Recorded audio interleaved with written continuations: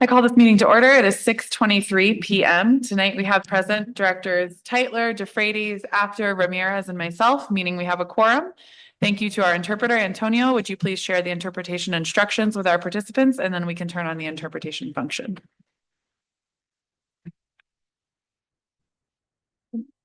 Thank you. The first business in order is the approval of the agenda. Directors, are there any proposed changes to the agenda? Seeing none, do I have a motion to approve the agenda as presented? I move we approve the agenda as presented. Is there a second? I second. All in favor, say aye. Aye. All opposed, say no.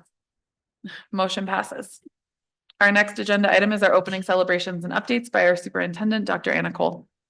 Good evening. I want to begin with a reintroduction and title change celebration. Many of you know that our Assistant Superintendent, Chief Academic Officer, Stacy Park, manages an incredible workload, but not everyone is aware that ever since she joined the district, she has been completing graduate coursework towards her doctorate degree in education, and she is done. So I am so delighted to reintroduce you to Roaring Fork School District Assistant Superintendent, Dr. Stacy M. Park. Yes.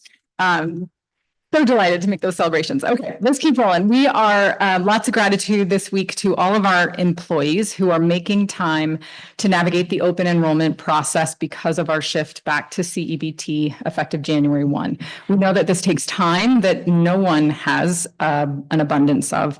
And our teams are leaning in to do the work, to ask questions and really figure out this system mid-year. We're really grateful for the human resources team who has been all over the district in the last few days and will continue to do so this week to support employees and answer questions. We received some feedback today from CEBT, who does a lot of open enrollments all over the region, that this has been one of the best and smoothest enrollment processes that they've seen with an organization. So big thanks to everyone who's been a part of this work. There's still a long way to go to complete the open enrollment, make sure everybody has been able to make elections. So just want to nudge employees that if you haven't yet, to dedicate time for that work before Friday or reach out to the HR team with questions. Also want to, given the excitement around election season and some of the different emotions and responses, and I think a lot of concern and awareness raising for our community, want to share gratitude to the Family Resource Center team that has invested in training Roaring Fork School District family liaisons and Family Resource Center leaders to be able to run know your rights trainings for our families. Historically, this is something that we would work with external partners or try to bring folks in from out of the region to provide, but the team has now developed that expertise within our own team. So the Family Resource Center hosted a Know Your Rights training last week. And although there was no attendees at the district-wide training, I know that the team is setting up school and community-based trainings for smaller groups of families in the coming months. So really grateful for the Family Resource Center team's leadership, ensuring that our families have access to information and resources to navigate the many systems, including law enforcement, that our families encounter. Also want to thank retired Roaring Fork School District teachers Ann Stewart and Mary Leslie, who reached out a couple of months ago to recommend that we reinstate a practice that existed in the late 90s and early 2000s, which was a sports lifetime pass for retired staff of the Roaring Fork School District. We shared their recommendation with our athletic directors and the Human Resources Department. Everyone was delighted to bring this program back again. So we're looking forward to issuing these passes to retired Roaring Fork School District staff so that they can attend regular season athletic events for free and to cheer on our student athletes. So for retirees that anybody knows, they should reach out to HR to get one of those passes. Also want to congratulate Basalt High School and Roaring Fork High School, who were the schools were among only 30 high schools in Colorado that were awarded in the last couple of weeks the gold level AP School Honor Roll Recognition Award, and celebrate and recognize Glenwood Springs High School, one of only 41 high schools in Colorado that was awarded the silver level for the second year in a row. The AP program, these awards offered through the College Board recognize schools for their work creating AP programs that are delivering results for students while broadening access. And then finally, want to thank, there's a lot of work going on right now, and there's a lot that we could celebrate, but want to share some gratitude to the classified IBB leadership team. We have never really had and committed to such a formal IBB process for classified to support classified non-certified employees. And this year's team, the leadership team, is showing up monthly with discipline, very collaborative spirit, and a real strong drive to make progress and take forward action. The team issued a survey to all classified employees a couple weeks ago and is finalizing their working group interests that will kick off in December. We'll make sure to update the Board of Education on the interests that the classified teams will be working on in the coming weeks. And it's just been really inspiring to watch this team work, and I'm inspired by their dedication. So really looking forward to the meaningful solutions that are going to emerge from this work, and solutions to challenges that are really unique to our diverse classified employee teams. That's what we have for this evening. Thank you. The next business in order is a strategic plan update presentation from Dr. Cole and Dr. Park.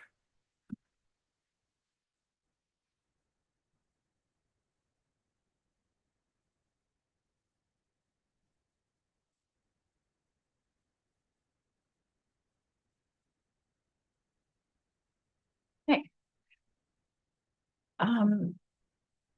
So as the Board of Education is aware and our community is aware, that last year we developed a new 5-year strategic plan for the Roaring Fork schools and launched that plan this fall with 5 key priorities: students first, rigorous instruction for all, operational excellence and student-centered partnerships, and thriving team. We have launched, and the purpose of today's presentation and update is really kind of a trying to really move into more quarterly updates on the strategic plan.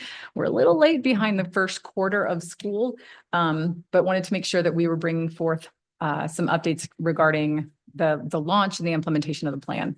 So we now have a monthly strategic leadership team that is made up of anyone who owns one of our strategic initiatives. We have a very robust internal tracking plan that Jonathan Landon developed for us to make sure that we're moving projects through on schedule, on time, and that we're working through any issues very strategically in our meetings. Want to just show you kind of an overview of some of the work that's been happening related to this. And I want to make sure to pull up the right notes very quickly so that I don't forget to call out some of the specifics. So there's different leaders working on all of these pieces. In terms of priority 1, students first, a lot of this work is led by Executive Director of Schools, Joel Hathaway, and supported by the secondary school deans of culture. So right now they're working around these initiatives, really working closely with the Roaring Fork High School Student Equity Leadership Group to develop a survey on representative student leadership at all the high schools. So then that survey is really grappling with this question of belonging and representation and trying to get some baseline data from our students of who's participating, and in what and how, and really trying to look at, is that representative participation? So the deans are working to push that survey out to all of our high schools, which will happen this winter. And then school leaders and students will analyze the data and move forward to form additional leadership groups similar to the Student Equity Club at Roaring Fork High School. School culture, we're also working in 1.2 to really tighten up a lot of our restorative and inclusive cultural practices around discipline, really making sure we align, that we're looking more tightly at data. So some of the work that's happening there, and you can see the initiatives that are under this priority, and some of them don't actually launch this year. So, but we didn't want to lose them from the conversation. Would you want to speak on anything in number 2? Sure. I shared extensively with the district UIP, and that's primarily built out from priority 2, rigorous instruction for all. The one thing that wasn't included in the district UIP was a note about our student-centered post-secondary pathways. And so just one update there is that through CMC and Roaring Fork Schools, our auto tech center, which we've worked, I haven't done the work, but last year at the 27th Street bus barn to build out a partnership with CMC and Roaring Fork Schools for that class is on track to open in January. We have high interest with students from all of our schools there.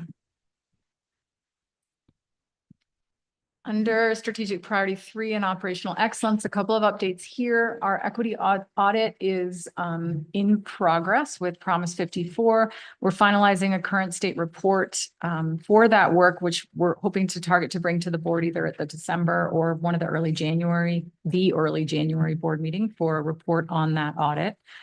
Want to name and call out that initiative 3.2 has been revised. It was initially developed to be looking specifically at our school resource allocation work. Given the current stressors and issues in the finance model and looking at our budgeting practices, and the board's aware, Chief Chacoin spoke to this a couple of weeks ago, that we've really shifted this focus and this priority of wanting to step back even beyond just looking at how we resource schools, but to say we really want to collaborate to define more of a vision of excellence for our financial practices. And so we are really going to prioritize that work first in terms of operational excellence around finance, is really working to define what financial excellence looks like for everyone that's accountable and responsible for making sure that our district operations and work in finances is transparent and accountable and moving forward with integrity. Right now, that work is on hold. We had hoped to launch the initiative this fall, but it's on hold while other priorities that you're going to hear in the CFO update are kind of at the forefront of our work there. With the district office support, our Chief Operating Officer, Ben Baumfalk, is really helping to pull together our HR, payroll, finance systems to try to upgrade some of the software that we use across those systems, trying to find pockets where folks have the capacity to update new systems and try to really strengthen consistency, increase efficiency. So that work is continuing with our software providers to get training and set up new processes internally. So on track, very complex work.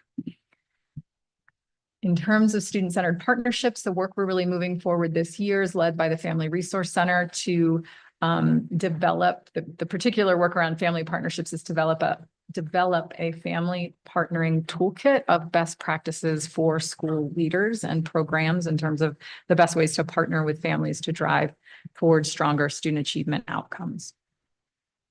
And then finally, in terms of the work around Thriving Team, the board's very involved in this, knowing that some of the work around the staff housing plan has launched. There's been some, the work number 5.1, 5.2 initiatives are really part of the work that Promise 54 is doing, that Chief Platt is really the point person for the development, that staff recruitment and retention plan. That'll be kind of part 2 of the Promise 54 audit and planning. So we'll hear more about that probably this winter. But a lot of work here, and then also some work that'll start later in year 3. Finally, one of the big pieces that I know we've been eager to have and was will be a key component of our strategic plan is the visible accountability and the metrics that were inherent in the plan that we developed. And we have been working with Raja Ridgway from Abstracted Systems to develop a data dashboard that will show a couple of things to our community. One is our progress towards mission measures. You'll remember those are the Thrive, Learn, and Launch metrics. As well, it will show updates around the strategic priority measures, which are more shorter term measures of how the work is impacting student outcomes on kind of a short-term basis. And much of the data that's going to be part of this data dashboard, the data that does kind of update continuously, will be able to be automated. So it's a complex dashboard to build, but wanted to give you a sneak peek of it. Still working on the technical components, so it's not live yet. It's not up, but we're hoping in the next couple of months that we will be able to pull all the back end pieces together to have this live. It's going to be pretty interactive. You'll be able to see at the top, we'll be able to pull the metrics and measures for each of our 5 priorities to kind of see how we're tracking towards targets. You'll be able to kind of interact with the data a little bit and manipulate it to answer different questions related to these metrics, and it'll be available on our website on the strategic planning page. Anything I missed on that? And then finally, just next steps with strategic plan beyond the data dashboard that's still coming. We need to still revise our website. We need to put brochures together. We need to refill the posters that were hanging around that showed the kind of 2019 to 2024 plan. We need to update all of those. So we are still working with, we released an RFP on communications and marketing support and still trying to finalize, to review proposals and finalize some contracts on that work. But this is part of that plan. That contracted work would be to kind of finalize the communications materials for the strategic plan. So I'm going to pause there, and Dr. Park's going to take us through student count attendance updates, and then we can move into questions. Just have a brief update on attendance, which is one of our priorities. And so our goal is to have at least 95% or better, but we're shooting for 96% at our thought it was right here. Here it is. Okay. Here's a month by month comparison. At the end of last year, we ended up with 92% average daily attendance at the end of the year. To date, this was at the end of within the last couple of weeks, our average daily attendance is 92.36%. And so you can see the comparison by month, and it is slight percentage points lower month by month than it was last year. I am more confident in this year's 24-25 metrics. I think I mentioned this in the staff memo. We did make some really important corrections, I think, in our EduClimber platform, which is where we're pulling the attendance metrics month by month, and found that there were a couple, in some cases, a percentage or a little bit over percentage off. And so the 24-25 numbers, though, are accurate and more accurate than they were last year. I'm not sure if that is contributing to it, because anecdotally, there is still continued concern with students who are chronically absent. And so there's still continued work with those students. And so it's not 100% on that data piece. I know that we had shared that we have an attendance plan that was intentionally drafted, built out, and refined as well. And so that work continues to happen, as well as the work, not just with our deans, but our front office staff, our attendance specialists, our leaders who have meetings with the families and the students, asking what kind of support they need. We take a supportive approach in just helping just determine the root cause of attendance issues and addressing them there. This is a screenshot of one of the reports, of student average daily attendance by school. As you can see, the range of attendance, the average daily attendance for the year ranges from about 90.8% to the highest at 94.7%, with the exception of Bridges High School, which is pretty low at 53.7%. This is something that Principal Fitzgerald and I talk about regularly. They're really intentional steps that they're trying to increase that attendance, including a lot of interviews with students, working with the families, switching around some schedules, considering what students need, especially those who work, and trying to be supportive of those. That's certainly something that is of concern. We're keeping our eye closely on, and the staff is pivoting when needed as well.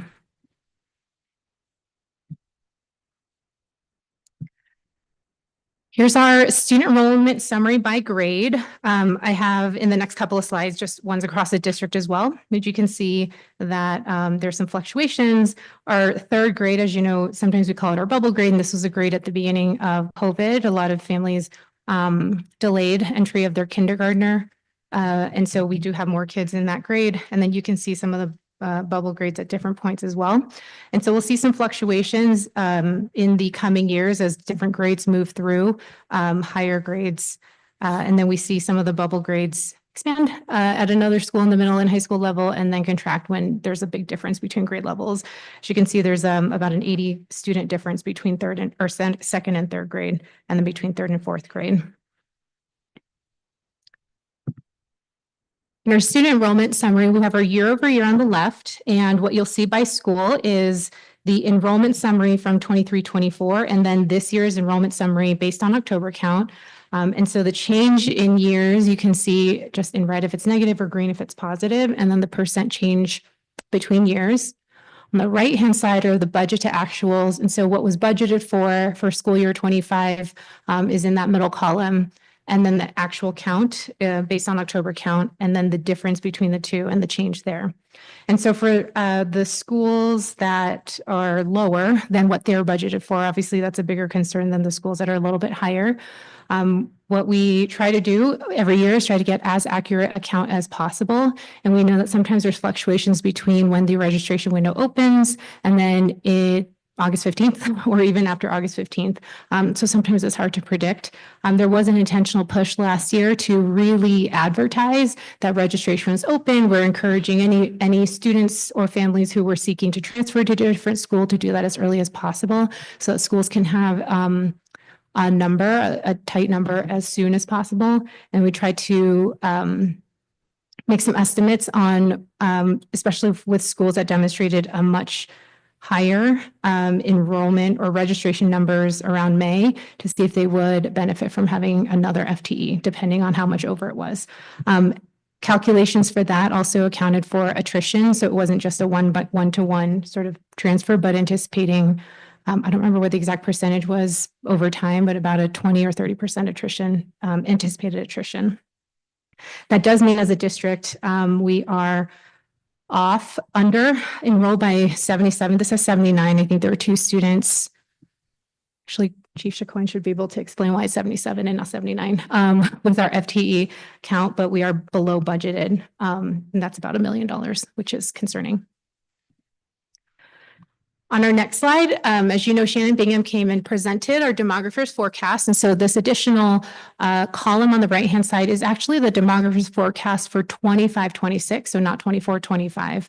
But we thought it'd be interesting to share what the forecast was and what the current actual October count for each school shows compared to the projection, the forecast. So those are the numbers that are on the right-hand side.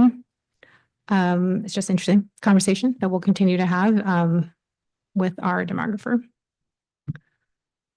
And then finally, the slide shows our disaggregated student enrollment by school. And so the headcount, the percentage is based on the full-time enrolled students, except for the minority and white categories, which are based on headcount. And then headcount and FTE do not include pre-K. So that's just some context for you all as you're looking at these numbers.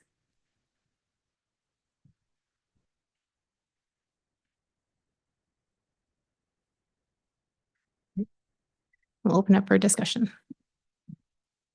Thank you. So we'll have 2 minutes each and then 5 minutes of open board discussion. Director DeFreitas, have questions? Well, just thanks for the update and following through on making those steps transparent. I know that was a request of the board and the community appreciates it as well. It's so helpful to know where we are in goals that feel really big and vague to a lot of people, myself included. So thank you for breaking that down. I just wanted to go back, kind of hit a common theme. I know that for me at least, in the strategic plan, priority, operational excellence, we bumped back the PIO and the communications to year 2. I got a name that I am a little concerned with everything that we have going on right now I think it's perhaps been a necessary shift. I'm not necessarily undermining that. I have concerns that if we don't continue to over communicate and know that we're doing it and have measurable outcomes in mind for the community, I think we've upped the staff level the way that I think they might be more engaged in what's happening, but I do feel like we have lost some ground on the community front in that area. So I don't know if you have thoughts, if maybe I'm off and you've seen something different. No, I mean, it's a gap. We're feeling the gap of not having a PIO, and not having that someone who's got their eyes on that. And we have it's been a clunky process with the RFP. And I think, we haven't quite nailed, in the process of the RFP and the proposals and the conversations that have happened with, some of the potential contractors, we haven't really nailed that role as being something that quite yet has been felt like it could fill the gap appropriately. And so, yeah, it's definitely a concern. I agree with you that we hear I get to hear a lot, from staff, I think, of what is needed, and I need to just follow directions because it's usually really insightful pushes of how we're going to communicate where we're at. But I feel that, and it to be honest, it feels one of those areas that we just feel really stuck on, knowing that like the financial resources aren't really there, the gap is there. We're very concerned about the implications of some of the financial stressors on staffing, and super cognizant of wanting to have clarity on that before we invest in additional roles. And so it feels like we're in a spot that's a little stuck right now. So I don't disagree. Yeah, I can definitely appreciate it's got to be an impossible balance in a lot of ways. I think I had to bring that up because moving forward in the season that we are in our state and country, a community that stands firmly behind its school district is going to be critical to make sure that we continue to make forward progress on all of our priorities that are best serving our students. And I think that it's easy to look away from the communication aspect and think it's not a priority. So I was just wanting to bring that up. So thank you. Thanks. Thank you. Director Tytler? First of all, I would like to say thank you for all the data that's been presented. It's great to get to see all of that. Looking at that, my first question is on 5.1 of the strategic plan, and that is about staff representation to increase the hiring and retention of Latinx teachers. Can you, either of you, speak to like what specific changes we're doing differently than what we've done in the past to address that? I would say right now, the goal is the initiative is actually to develop a plan. And so the work with Promise 54 is really to identify what are the things we need to do differently. So I would say right now, there's not a deliberate effort from the district to move towards that beyond trying to wrap our heads around what are the right levers. And so building the plan is really where we're starting. And do we think prior to hiring, which is sort of what, like March, are we looking at going to job fairs that we haven't been to where there are a higher percentage of teachers looking for jobs that represent our community, or is this something that we can expect will happen prior to that time?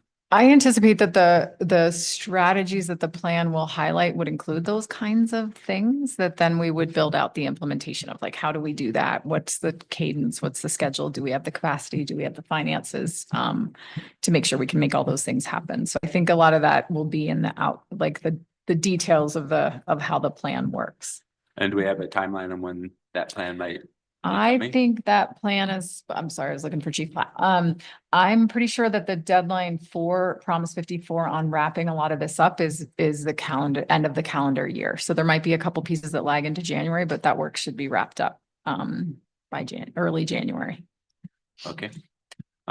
When we're looking at the student enrollment summary form that talked about the demographer of 25-26, can you explain the red and green numbers there? To me, it seems opposite. Or are they just transposed? Yes, they're transposed. So the difference is what's budgeted this year. I'm sorry, what the actual is this year. So for example, if you look at Basalt Elementary, their actual is 466. The demographer 25-26 forecast is 498.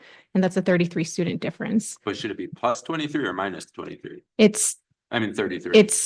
It is, you're right. But what I was actually thinking in my brain was BES, for example, is 33 under that forecasted number, which is why it says minus 33.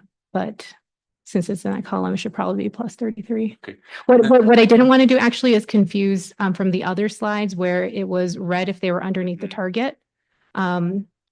Yes. And then can you explain the CRES number there, -7 of 70? How are we expecting 70 more students? I don't know. This is a different first forecast, but that's a good question. I think I just took this from the forecast for 25-26.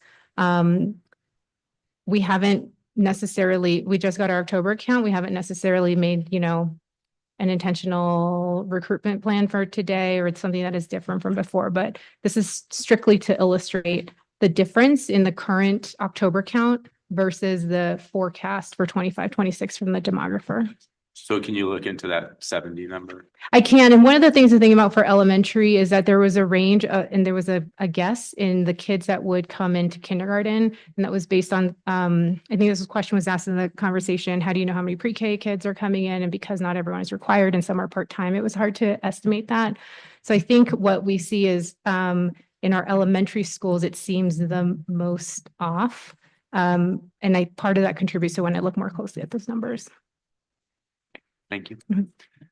And also when we look at the disaggregated student enrollment, and especially when we look at our district charter schools, and we look at the NEP, LEP, or total English learners for those schools, and we're seeing that TRCS has a 7% NEP, LEP number, and CCS has 11%, when other schools are in the 50s and 40s for our district for the most part.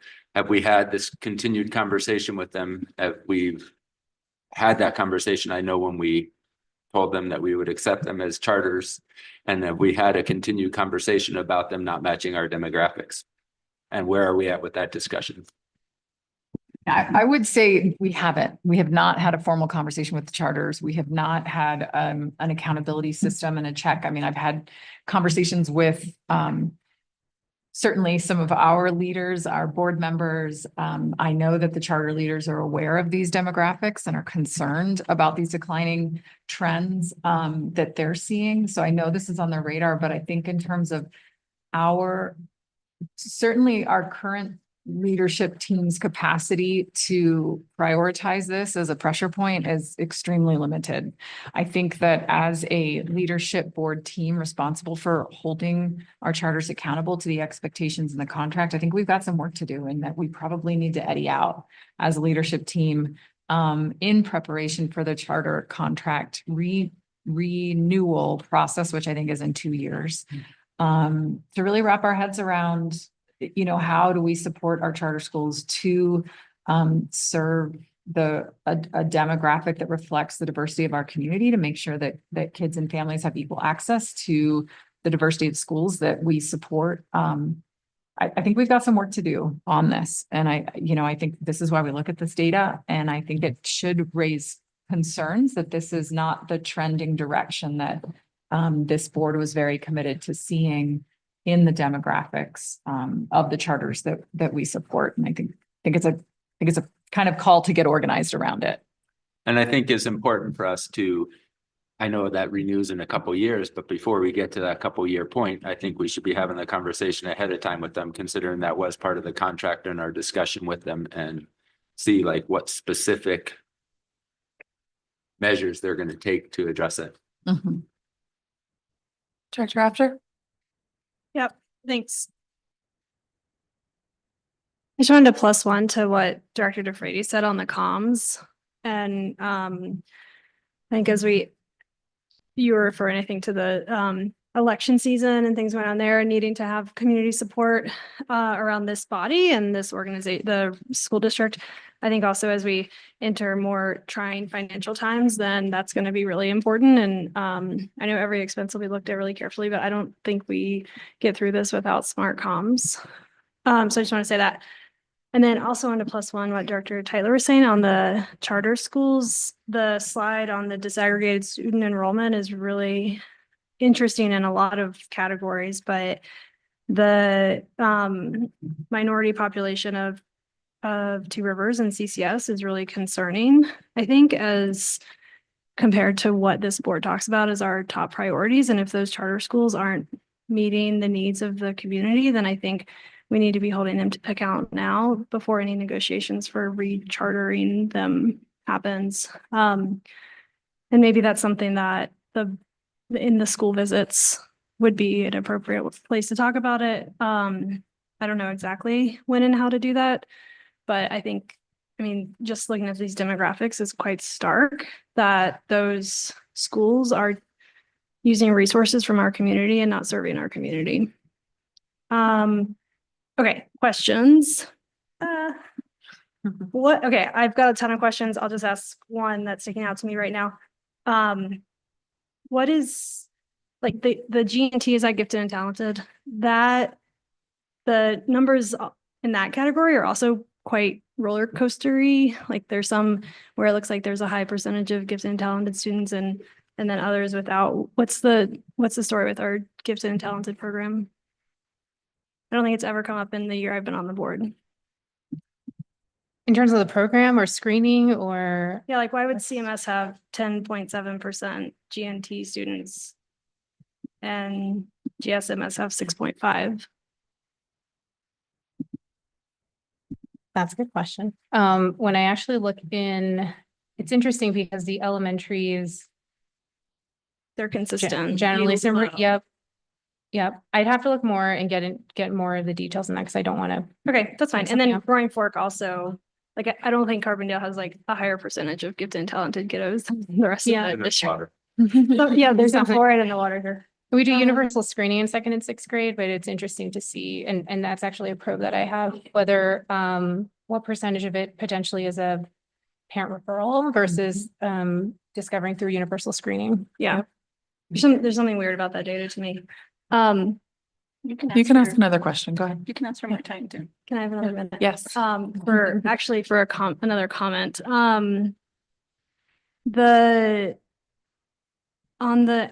actually, no, I will ask a question.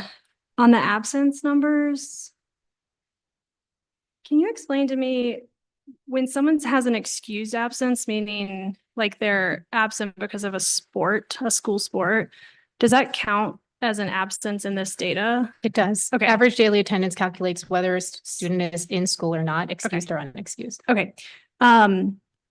I have increasingly heard in the community about some of our community partners, especially youth sports organizations, having pretty demanding sports schedules at the middle school and even elementary school level that are pulling kids out of school, say on Fridays. Is anyone having a conversation with those community partners about sports related trips that are not like school sponsored, but are in effect decreasing our average daily attendance and pulling kids out of school? You started them. Yeah, I mean, we've had some conversations with we've kind of opened maybe a door to have some conversations about that, but it's not necessarily we haven't led those conversations. It's more about kind of some of the local organizations asking us to be a little bit more permissive or provide additional resources to that set of student athletes. It has been a low priority for us. Yeah. At this moment, I think, for the way our attendance plan works and where we're investing time, first and foremost is always on making sure that we're really clear where kids are. The first question we ever have if a kid's not there is like, is the parent aware? And if they're aware, okay, great.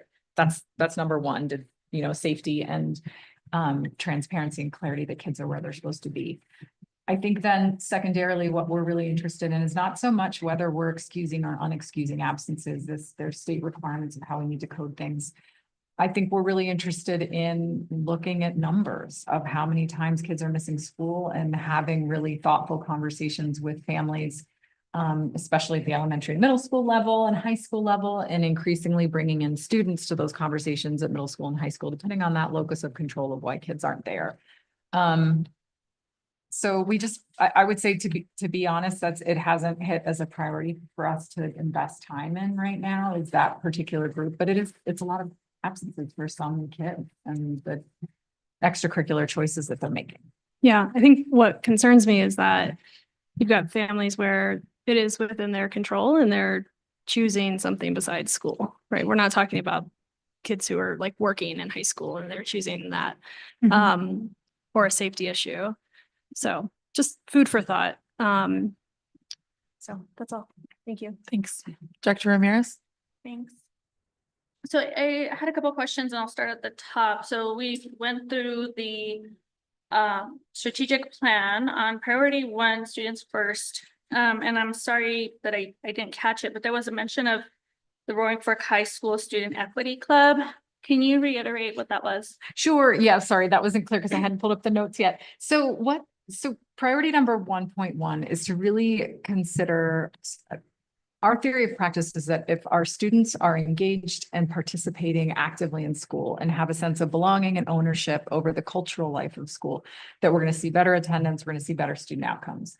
And we know from data in Healthy Kids Colorado, from Panorama, from qualitative data, looking at our clubs and activities, that we do not have representative participation between our white and Latinx students. And so what we're trying to do is get a better wraparound, like better understanding of representative participation, in particular at the high school level. And to do this work, we've enlisted student leadership teams, because some of them, especially the Roaring Fork High School Student Equity Group, is also asking the same question. So the students are very interested in that. We're very interested in that. So we're coming together to the deans are supporting the students to develop a survey that would give us some baseline data on participation and representation, and really then look into barriers. And so what we're doing is really leaning on the leadership of the Roaring Fork High School Student Equity Club to kick that off, and then spreading that to the other high schools with the hopes that we can encourage and support groups of similarly like-minded and interested students to engage with that data, kind of alongside the Student Equity Club at Roaring Fork High School. Okay, well, I appreciate that. And I think it's important to note that we talk about it all the time, that all of our communities are very different. And so I appreciate the work in trying to get our students organized and to be able to actually really get feedback from them and to create a survey that could go to all the students. I just think it's really important for you guys to be mindful that students from Carbondale live a very different experience than students from Basalt schools and students from Glenwood. And so, you know, I know that you're going to be visiting all the high schools, and I would just take that into consideration, that would be a good probably push maybe for each of the student groups to, you know, maybe they want to start their own equity club, which I hope is a goal of the district one day to be able to accomplish. There was also priority 3.1, the equity audit. I just want to clarify, you said in January, you'll be giving us a update. You know, to be honest, it's right now tentatively scheduled to have Promise 54 join a work session at the December 11th board meeting, and then present during the board meeting. Some of our concerns are that one of the pieces that we want to be able to move quickly with their findings is updating the board and community. You know, part one of the equity audit is to have Promise 54 conduct it. Part 2 is for staff to integrate the findings and strategic plans and working groups. And our teams haven't yet had the time to review the data that Promise 54 has in a robust way to be able to for what I feel is the part 2 of the now what, so what. And so we're trying to figure out, like, to be honest, we were talking with Promise 54 about this literally today. Is it better to bring the board maybe an incomplete story of the equity audit and have it in December, and then come back to you all in January with the now what, so what internally, or to do it all together in January? So it's a bit of a question that we're grappling with. Certainly open to feedback on that. And super aware that the directive from the board in terms of the resolution was to have this thing wrapped up by the end of December. So just knowing that, like, the way some of our teams meet, we might not be able to answer the, like, now what, so what from the, you know, what's the equity steering committee going to do with this? We won't have that answer by December 12th. So just trying to weigh those. Yeah, thank you for clarifying. So, you know, obviously thought of the resolution. I think it's important for us as a board to understand what is happening and to be kept up to date, just to know, like, are we pushing this back a little bit? And I do think that you guys, I'm not sure if that would be you and Catherine having a conversation on what that decision comes to. I think it's important for us to be kept up to date. And I think it's also okay, given the time and given all the other things that are going on right now, for the team to say, we might want to divide, and get back to you in January. I also wanted to go over the attendance, and I wanted to, sorry, just for a minute. 1 minute. I also just want to go over the attendance and what is the goal, the attendance goal? 96% or better. 96%. So we seem, and I don't know if I'm wrong on saying this like this, but it seems that we're going backwards a little bit. Okay, so I guess I just want to know from the team, like, when is that limit or the timeline when we will regroup to say maybe this isn't working the way that we're doing it.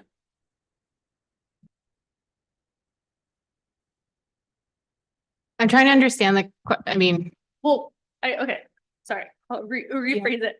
So the way that this rolled out, right? We had a lot of questions from the community about how we were doing attendance, and there was pushback from community. And so I guess I'm just wondering, like, because this was new for us, which is important. And I think the board feels that this is important for us to be good on attendance. But the method that we've been using might not work. And I'm not sure if it will in a, next month we could see something different. And it just might be the consistency of the team. But I'm just wondering, like, when will we regroup to say it's not working? I think I'm trying to understand the what's not working part.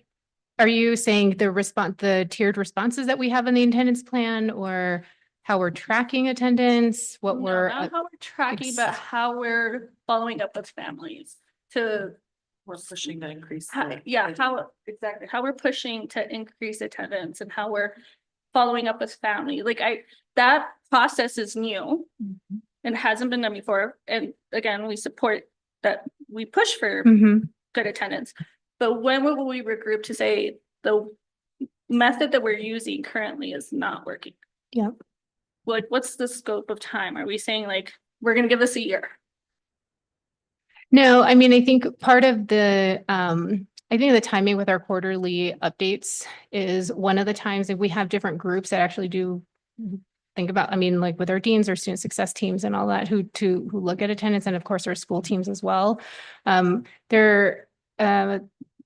not gonna lie and say we have a January is when we're gonna actually go back and look at it, because part of the monthly tracking is to just monitor that a little bit more closely. But I do think it's something where we can regroup with our leaders and our key player folks who are involved in responding and ask what's working and what's not. We do it on a smaller basis, actually, schools, because we hear about things that are working or not, or questions that come up all the time. I think it's different from a bigger step back.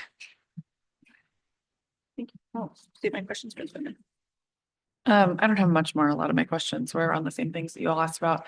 But on the disaggregated student enrollment data, I also wanted to ask about the differences in enrollment between GSES and SES, the two Glenwood Springs elementary schools, because there are some pretty stark differences in minority and white enrollment and NEP, LEP, English learners. Is there something, do we attribute that to geographical areas where those schools are sitting? Like, what does it play between those two schools that's creating that difference? I think that part of that might be, I don't have the numbers in front of me, but I actually wondered how many, just with the location of Glenwood Springs Elementary, if there are more kids that come in from RE2 into the school versus coming in all the way into Cardiff for Sopris. The attendance zones, I imagine, have something to do with that as well, but I haven't looked at specifically for GSES and SES, like the percentage of kids who are enrolling from out of the district. And I don't have the past year's numbers actually in front of me to see the change in the past 2, 3, 4 years.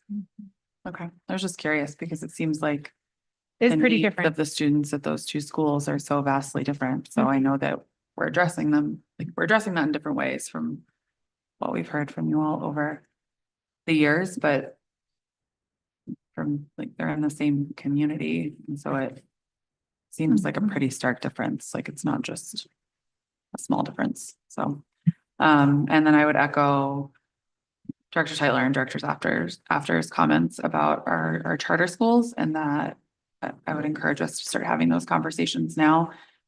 I don't believe that demographics made it into the contract when we rechartered and chartered. But it was a conversation that was had by this board at that time. And I think that if that is going to be a contractual obligation that this board expects 2 years from now, I think we need to start having those conversations. We have, just briefly, we had a recent visit to Carbondale Community, and if we looked at the grade by grade enrollment, you can see that the kindergarten grade is more diverse than their older grades. Still, I think it is very concerning to see the. And is that overall, followed especially because the it's one classes class. up? Like, is it kinder, first, second, third at this point? Or is it just the kinder, because even when we rechartered 2 years ago, the kindergarten was, but is that not translating into the higher grades? Like, is there attrition and re-enrollment that is not in alignment with local demographics? Because that was happening 2 years ago, 3 years ago. That's a good question. So I'm curious, because I felt like the numbers would have started to shift based on that presentation that we had. Has it been 3 years? I think it's been 3 years, 3 years ago now that this is what we've been doing. I think at that time they've been doing it for 2 years, and we expect this overhaul of our whole population. It's just going to take 7, 8 years to get there. But it doesn't seem to be there yet, or have changed in the ways that I would have thought that it would have. So we'll open it up for 5 minutes of board discussion if anyone has anything else. Just to piggyback on what you said, Director Kohlenberg, when we visited CCS last year, was the same thing. Our kindergarten class is higher. We were told that last year too. And so if that is a pattern that we're seeing, it would be interesting to find out why that is the case. I mean, if that is happening, then there's obviously attrition in the higher grades and re-enrollment. So. I just had a couple, well, sorry, first I will echo this conversation. When we approved this contract, it was very clear, at least it was made clear to the board at the time that that language would be included in that contract about them meeting our demographics. I want to say it was within 4 years, Kenny, is that? I mean, it Did not make it into the contract. Right, and apparently it didn't make it into contract, so obviously that is very unfortunate for us to be finding out now. I just also wanted to note that I submitted that as a board tracker request on 9/30 this year, because I agree with my colleagues that it is, I don't want to get to that point of renewing a contract and then it's sort of like we didn't know. So we need to be as proactive as possible and have those conversations ASAP. I also wanted to ask, there was a slide regarding the strategic plan about communications. First, I want to echo my colleagues' comments on us having good comms. I think obviously for a ton of reasons of the situations that we are going through as a district and we'll be going through as a state, all of the things that are coming forward, I think we need to have that locked in as soon as possible. So I just want to add to that consensus. And I also, on this next steps, I'm not sure if I missed what the deadline was for this. For the district office communications? Yeah. I mean, Strategic technically, plan. the plan was meant to launch in year 2.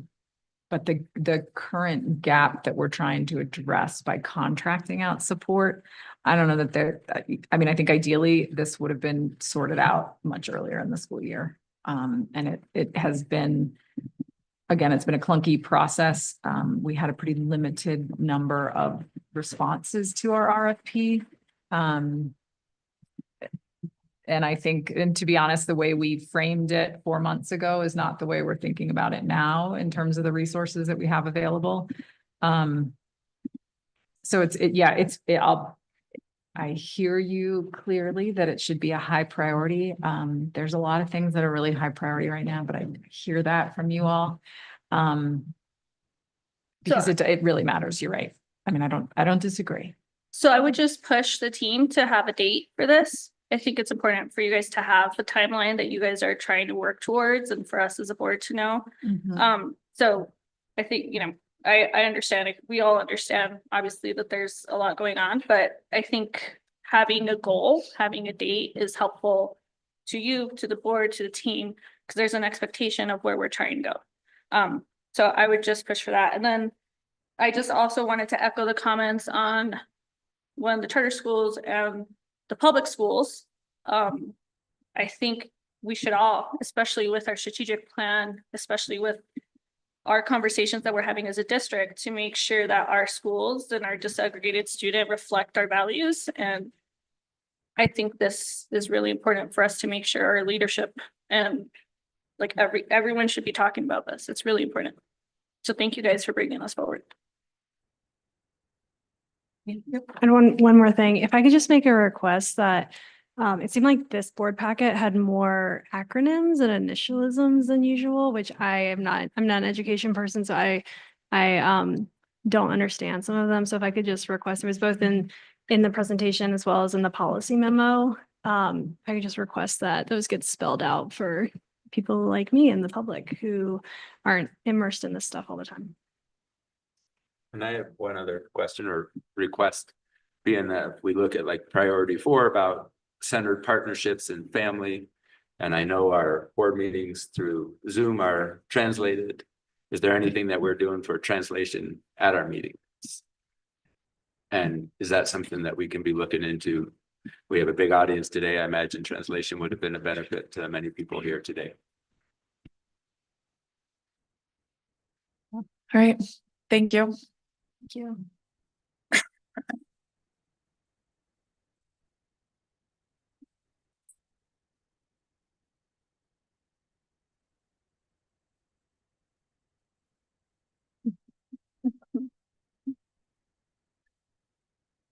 At this time, we welcome members of the public who have signed up to address the board. There are 3 speakers signed up tonight. The board allots 45 minutes for public comment. To respect the time of all who are present, speakers are asked to limit their remarks to 3 minutes or less. Reminder to all speakers to uphold our procedures for public comment. We ask you to be thoughtful and constructive with your comments. Thank you in advance for sharing your feedback. Members of the public who wish to share their views with the board may always do so in writing at any time. And for this evening's public comment, we received 0 written comments. Our first speaker is Katia Gonzalez.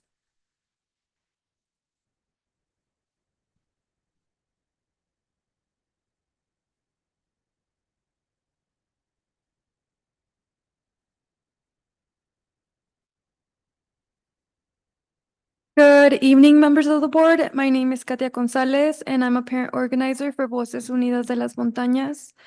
Our goal is to elevate the voices of Latino parents, and I have the great privilege of getting to work with those parents directly. As we approach the end of the first half of the 2024-2025 school year for the Roaring Fork School District, we have to take a moment to reflect and look back as to how the school year started. When we look back, we can see that our Latino families still have not seen a direct commitment from the Roaring Fork School District to address the systematic needs that are impacting our students. For over 2 years, our organization, alongside Latino parents, have demanded that the Roaring Fork School District creates 3 plans that will address the systematic issues impacting Latino parents. 1, a plan to eliminate the achievement gap. 2, a plan that will transform and increase parental engagement. And 3, a plan to recruit, hire, and retain administrators and teachers that reflect the student population. We recognize that the development of these plans will take time to create and implement. However, the issues we have is that we have yet to see a public commitment from the Roaring Fork School District, showing their willingness to address these issues.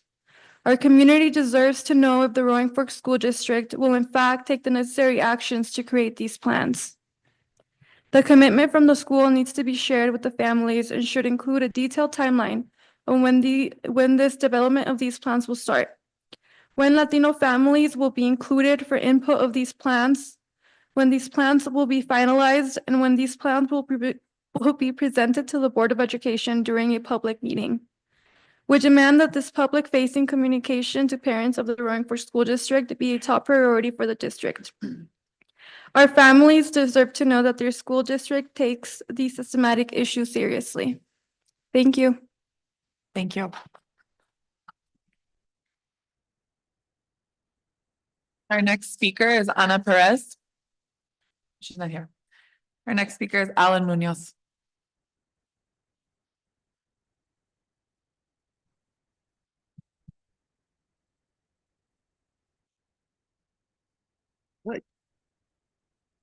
Hello, members of the board. My name is Alan Munoz Valenciano. I am the regional manager for Voces Unidas, a nonprofit organization based here in our valley. And just to be very clear, Voces Unidas is an advocacy organization. We organize parents. We help these parents develop and practice their leadership skills so they can be the best and most effective advocates they can be for themselves and for their children. We believe that a school district works best when parents are engaged and when parents demand accountability from their school district. As an organization, we spend a lot of time educating parents on how a school system works because in order to be an effective advocate, you need to understand how decisions are made. To clarify any misunderstanding, we do not do the work of the school district. We still need the Roaring Fork School District to do all the things that school districts are legally required to do. And also, the school district will never be able to do the work that we do, the work of an advocacy organization. But nor will a nonprofit organization like ours be able to do the work that a school district does. There's not a single organization in our entire region, that does what Voces Unidas does in terms of parent organizing. And we have a role to play because through this work is how communities become more accountable to each other.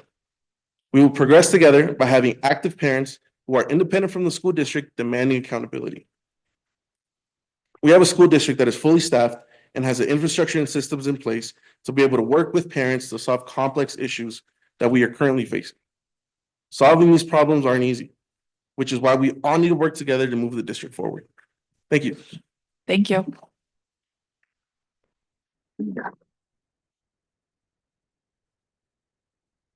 The next business in order is the approval of the consent agenda, which includes routine personnel minutes from our October 23rd board meeting and approval of policies BC, BE, BEC, BEDF, BEDH, IC/ICA, and EHC, regulations BC-R and EEA-EAA-R, and exhibit IKF-E. Directors, are there any items that you would like to pull off of the consent agenda for a separate discussion and vote? Hearing none, do I have a motion to approve the consent agenda?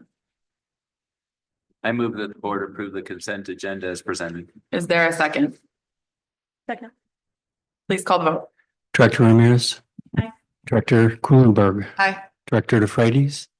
Aye. Director Tytler. Aye. Director After. Aye. Motion passes. The next business in order is discussion. Thank you all for being here.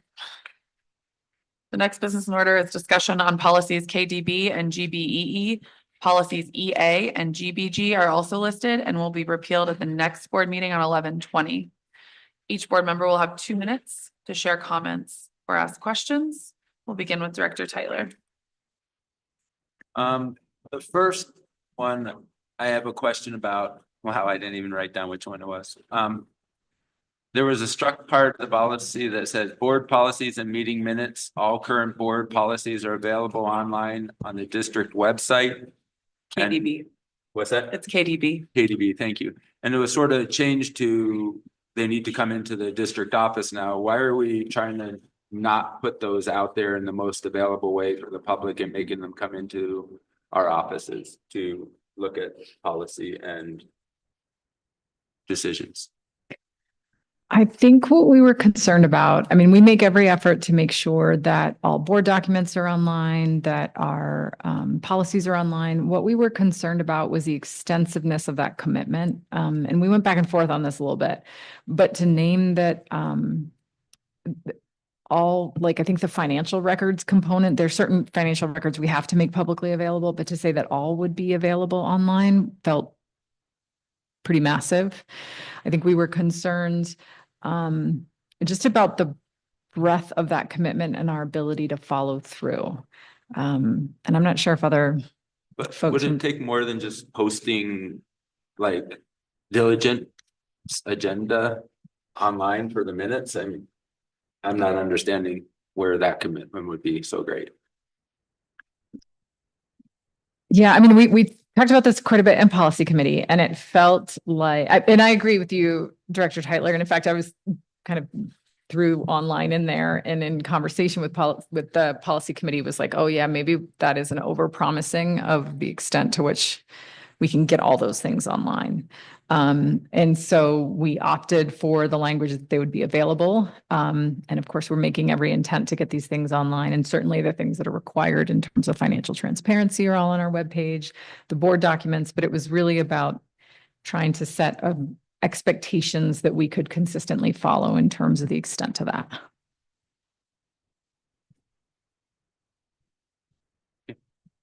I guess I'll go on record as saying I feel like it's important for us to be able to put those somewhere online that somebody can see instead of having to come into the district office. Going to GBE staff dress code. There's the part that says employees will adhere to a professional standard of dress. It seems very nebulous that, like, if we're saying, what, do we have any definition of professional? And then if that's something that we're saying needs to be in there, how does that get addressed? Are they professional or not?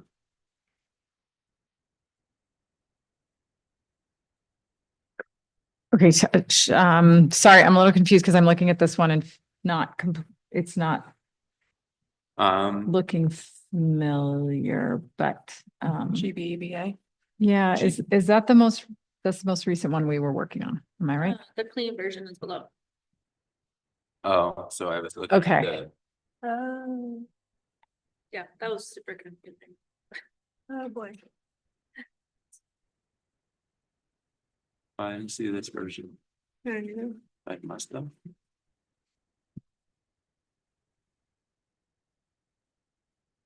It's on the second sentence, second paragraph after the note. At least on the not clean version.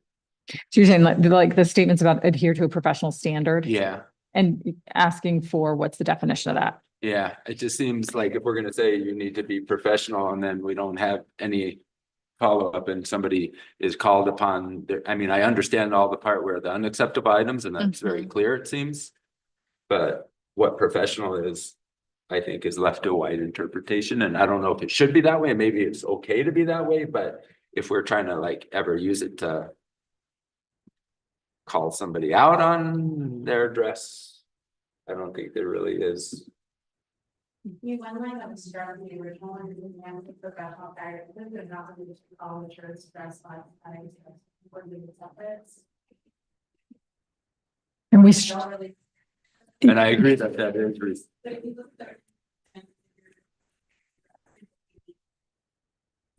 After the meet and clean, I can cover that as well as the list of unacceptable items. So. Because I don't. Mhm. I wonder if they even need to implement it for there. And could it just be that will adhere to a neat and clean appearance? I mean, I don't know. Anyways, I felt that was a little. It's tricky. You're naming, I mean, we're about to tackle student dress code with our Equity Advisory Council, and it's going to be incredibly dynamic conversation. Yeah. Especially because we have a multi-generational crew in there. You were trying to thread in these policies. I think these are really hard. I think what you're naming, Director Tyler, is like definitions of professionalism are loaded in culture and different professional environments, and what a school district in Colorado might consider professional might not look like a school district in Chicago or New York City. I think we were leaning on the what's not okay, because I think we found that we had pretty strong agreement, yeah, that is not appropriate. And we were deliberately loose on the what professionalism means. Because later on in the paragraph somewhere it talked about like PE teachers and so like that sort of like but when you look at the schools, there are people who dress like what you would consider the PE teacher. Totally. Right. And so, we heard very clearly from elementary principals of I've got a kindergarten teacher who is often on that floor 100 times a day. yeah. They're going to wear leggings. Like that is what they're wearing. And that is completely okay and professional for a kinder teacher. Yeah. So yeah, it's a tricky, I mean, we needed to update it. We needed to tackle this, bring some fresh eyes to it, but it's a hard one. But yeah. I'm sorry, I'm gonna take this one more comment. Can you just give some reasons why we are getting rid of EA and GBG? And can you say why we're repealing those ones? And especially, I guess, EA, or both of them, it seems like there's reasons why we would need those types of things. And what's the reason behind repealing them? I think for EA, we felt like it wasn't really doing much, other than stating an obvious role. And I don't mean that like these came from the CASB audit where they were like, you guys, these aren't statutorily required. Why do you have them? And I think when we looked at them, we were kind of saying, yeah, I don't really know why we have these. There are either organizational systems that would say that this is obvious or, in terms of the liability of school personnel and protection, like there's other tools and resources that ensure these kinds of protections. And so they felt duplicative and unnecessary, I would say Got it. generally. Okay.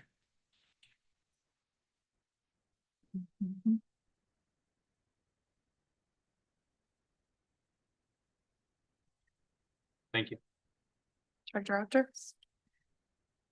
Yeah, on the dress code, I definitely don't want to throw a flamer here, but I think it would be a little bit, I think this board and the policy committee should contemplate the role of flags and political commentary on clothes worn by staff. And there's nothing in here about it.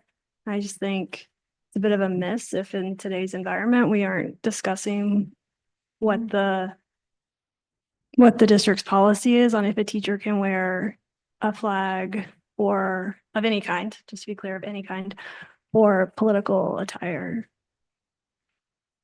So I'll just throw that out there. I guess more than throw it out there, I think we should talk about it. That's before passing this, because I think if we don't, it's going to come up. And so if we're not including it, we should be intentional in not including it. On KDB, I totally agree with Kenny on the financials, and I would go on the record also as saying that I think those shouldn't, I don't think anyone should have to come for documents that are listed in a policy called public right to know. I don't think anyone should have to walk to the office to get them. I also had another question on that policy around how, and I don't want to get into the weeds of operations, but I have heard in the past that our district makes it difficult for people to pay the costs of a Cora request. I think, like, do we require people to write checks? I don't think we should require people to write checks. I think they should be able to use a credit card or Venmo or something easy. I'm not saying I think we should put zero. I don't want staff to have to spend a huge amount of time on these, but if these are open records, let's make them accessible to people. And so that's not in the document. I don't know that it needs to be, but I would just push us to not require people to write checks or walk to the office to get what they're legally allowed to get. Director Ramirez? Okay, so a couple things I wanted to mention first on the KDB public's rights to know. So we did talk about the online, Superintendent Cole mentioned, and so I would ask that we do include that, because I think at this point it's three of us that were in favor of that, and I think really that falls on the team now to be able to make sure that that happens. And so I think it's important for us to just set an expectation now that if it's gonna be a policy, like the hope is that it will be posted online. I want to be clear about what will be posted online, because the reason we struck it was because it referred to that entire first sentence, which included all financial records, which is a really broad thing for us to include all financial records Yeah, online. I agree. I think if we're talking about board minutes and policies, I'm in support of that, but I think there is an additional reworking of the policy, that sentence and structure that has to be done so that it's clear what will be posted online and what won't. And I am the one that said remove posting it online, because we don't post all of our financial records online right now. And that seems like a really onerous task and an unnecessary task. But I'm fully in support of minutes and policies being online. So I think it would be good to move that back to policy committee, and also to Director After's point, I do think that's a conversation worth having about closed flags. So I would also ask that we move that back to policy committee for conversation. And then Oh, I was just gonna mention, like, as someone who's worn Tevas with the governor, the tour, I like understand that sometimes are like for staff in different schools and different communities for different events, like professionalism and how we dress can look very differently. And so I do think that the way that we kept it with unacceptable items made more sense. But I also, would welcome a conversation of, do we want to clarify? I don't think we can say office setting because we have a lot of staff that never dresses in office setting, so. That was it. Thank you. Director DeFreitas? I just really appreciate Director After's flagging that part of the policy, no pun intended. I think that's timely and would support it going back to policy committee. And also I support Director Kuhlenberg. What's your last name again? Director Kuhlenberg's statement about financial records and the duty to get them online being onerous, and understanding that critical ones are online, the ones that are required by law. And I think that I understand there's an issue there, but to get to the level of financial documents that you would need to know existed to walk up and ask for them, I would be okay leaving it as is. I just wanted to touch on GBEE for a second. This is the network computing, which I love the title of that. That's so retro. Network computing. I think though, the part that I just It did get updated. did. Staff use of internet and electronic communications. I'm looking at the markup one right now. No vintage names anymore. Yeah, I love the vintage name though. Is a document name, sorry. I would like to know where this shows up in staff training, because it has a really important part where we need to make sure staff understands that every email to their colleagues on their district computer is subject to Cora. And I know that that's known by a lot of people who have been in education, who have been in policy for a while. It seems like a duh moment, but it was definitely not when I started teaching. It would never have occurred to me that some snarky comment I made in email response to somebody about something could potentially be public and printed in the newspaper. And I just think, again, going into a new era of our politics and of scrutiny on our education systems, finding a way to bring that back into an intentional training or outreach push might be worth considering if there's room for it. Let me follow up with you on that. I would like to answer that. I think Chief Platt is the person that needs to, and I actually think that there's a like employees sign off on a document that says they understand that, but I will double check. I'm sure they do. I 100% believe that sign off happens. I still think it would be worth a little bit of airtime to remind them what that really means. I'm not saying it isn't being done well and Right. legally. It just, A heads up. can we remind them? That's all. My only comment would be in response to Director After's point about flags. I think the speech that someone would be producing by wearing a flag would fall under one of these other categories. I agree that it should fall, like, it would be hate speech, it would disrupt the learning process, it would, there are things that I think capture it, but I agree that this should go back to policy committee for that discussion. What I would want to avoid is this board being engaged in some sort of political positioning in our policies. And so I think we'd have to be really careful about how we craft any restrictions on political speech. And I would just encourage us to be incredibly thoughtful about that before committing to anything in policy. So we'll have 5 minutes of open discussion. If anyone has anything else on these policies. I'll just add that I think it'll be important to have that memo that you guys sent out about prior to the election. I think that's important to have. I think we might have a policy on our speech. I feel like we might have touched this in the policy a couple of years back. So maybe let's comb through our policies to see if there's anything else we need to bring to that policy committee. We did the political activity and policy. speech. because I feel like there was a conversation about this with classrooms. And I don't know, I think it would be important for us to make sure that it's aligned to whatever we have right now that exists. This isn't the first time that we've had to have this conversation, but thank you to Director After for bringing that back up. It seems like with the bulleted list that we have, if we just said political like clothing that promotes political, but does that give us, that doesn't seem like that's the board taking any stance. This is staff and I would be concerned and want legal advice and if that's infringing on someone's free speech rights. So Okay. I would caution us to be careful.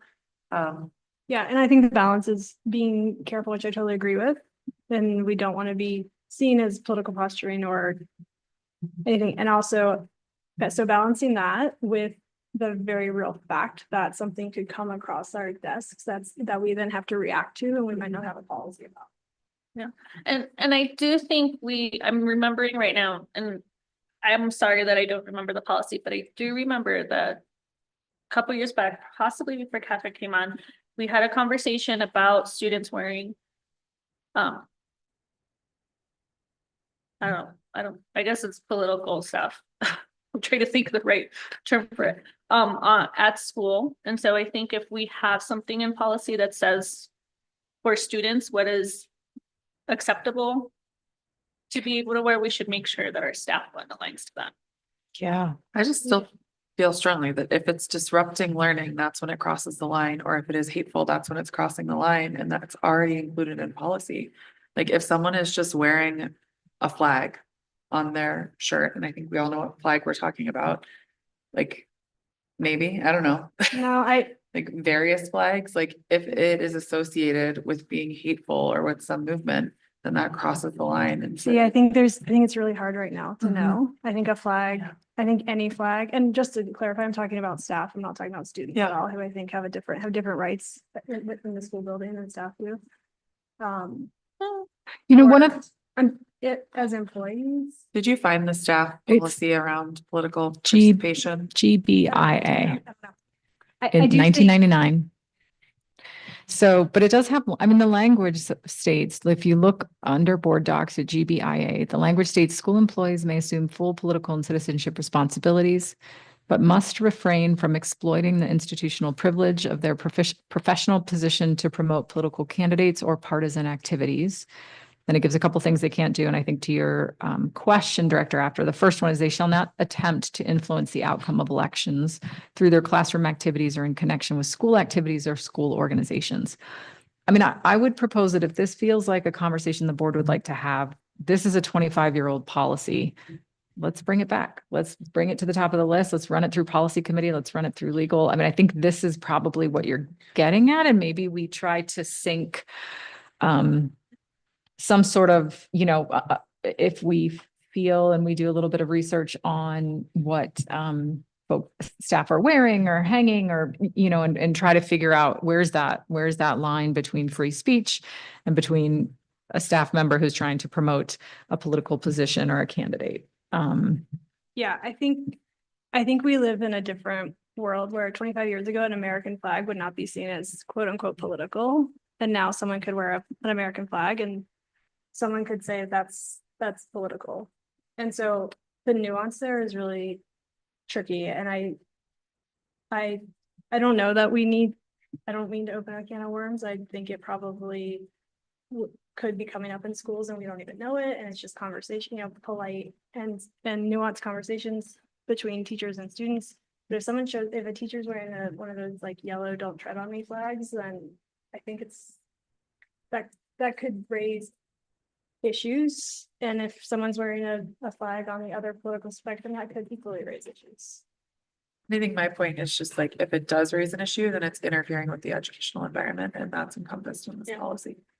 It's like, if it causes any issue, then it falls into that, in my mind, it falls into that category of interfering. Yeah, and if the board And had a so- policy, then the principal would know what to do based on the policy, right? Not necessarily, that sometimes it's in regulation, like how to implement a policy is often in regulation. But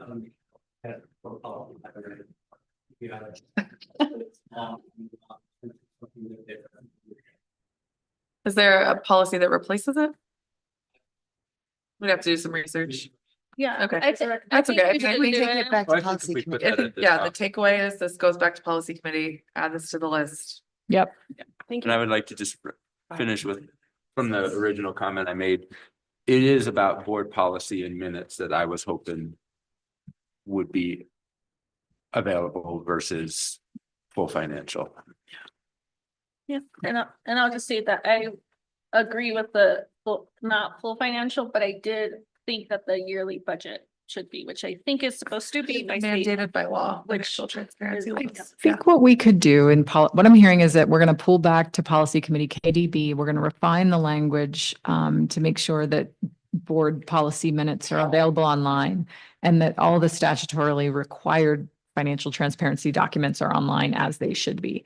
So we'll refine the language there. We're going to pull back EBA staff dress code in policy committee. There's a couple of things we wanted to chew on a little bit more. And then we'll do some digging into what happened to GBIA and bring that back to tackle with policy committee. Yep. Sound good? And I just sent you an email with all three of those, so don't worry about it. Okay, okay. Oh, which one is it? Maybe that's the one. Oh, never mind. I've seen that one. That's not the one.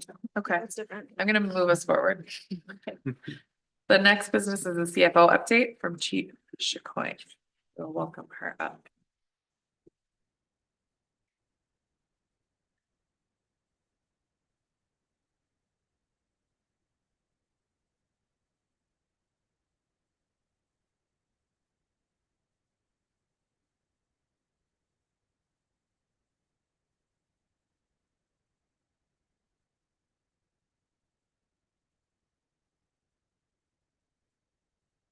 And we'll begin with director after for this round. Oh. If you want me to jump to the director. Yeah, that'd be Ramirez, great. I can do Just a that. couple of Director minutes. Ramirez, are Thank you you. ready? Yeah, so we went through a lot of this during finance committee. Mhm. So I don't know that I have, we had our meeting on Monday, I think. The only thing that I feel like is important to bring up, is obviously that it feels like we have a moving target of wanting to get our budget stuff on track and, I think one of the things for me as a board member at our meeting on Monday was just the realization that, there were more things than we hoped for omitted from our initial budget that we approved as a board. And we are working amongst many other things that our CFO is working on to update. And so I don't know that I have any questions because I feel like we were very thorough in our conversation. And I appreciate, I feel like this has been a continued conversation, at least for us, that integrity has been really important. Transparency has been really important. Saying that we need to fix things and we need to align and we need to make sure things don't happen again has been really important. And I appreciate that time because I'm sure it's been maybe not what you expected when you first joined the team.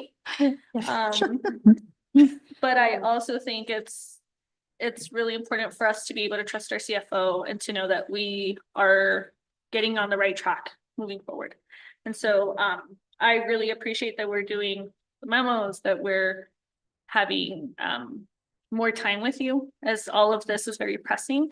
And I appreciate that we're being diligent. I think it's really important and that we're doing systems change within the department just to make sure that it's clear what expectations are, which is something that Superintendent Cole mentioned of, being very clear about what our expectation is from the department. And I appreciate that as a board member. Thank you. Can I just make one note on that? Yeah. We just want to, I think that the goal or the push from, I think Anna and my perspective is just that we start to make sure that we are maintaining a culture of transparency and accountability that goes from top to bottom. And so when that happens, then it's not just the CFO looking at the numbers, it's not just the finance office, it's really all the administrative staff, all the leaders, and that just becomes part of their work, and it actually empowers them with an understanding that helps them in their careers, helps them, throughout the organization and actually achieving their goals. So that's the whole. Thank you. Mm-hmm. Director DeFreitas? Sure. First of all, how are you doing? I'm doing fine. Thank you for checking in. Hanging in there? Yes. Okay. Thank you. I gotta be honest, I think I'm not on finance committee, so part of this feeling obviously comes from just being that step away from this. So what I'm asking is not, it's more, I guess, a reflection of me than the process right now, but I look at your updates and I don't know what's a red flag right now. And I don't know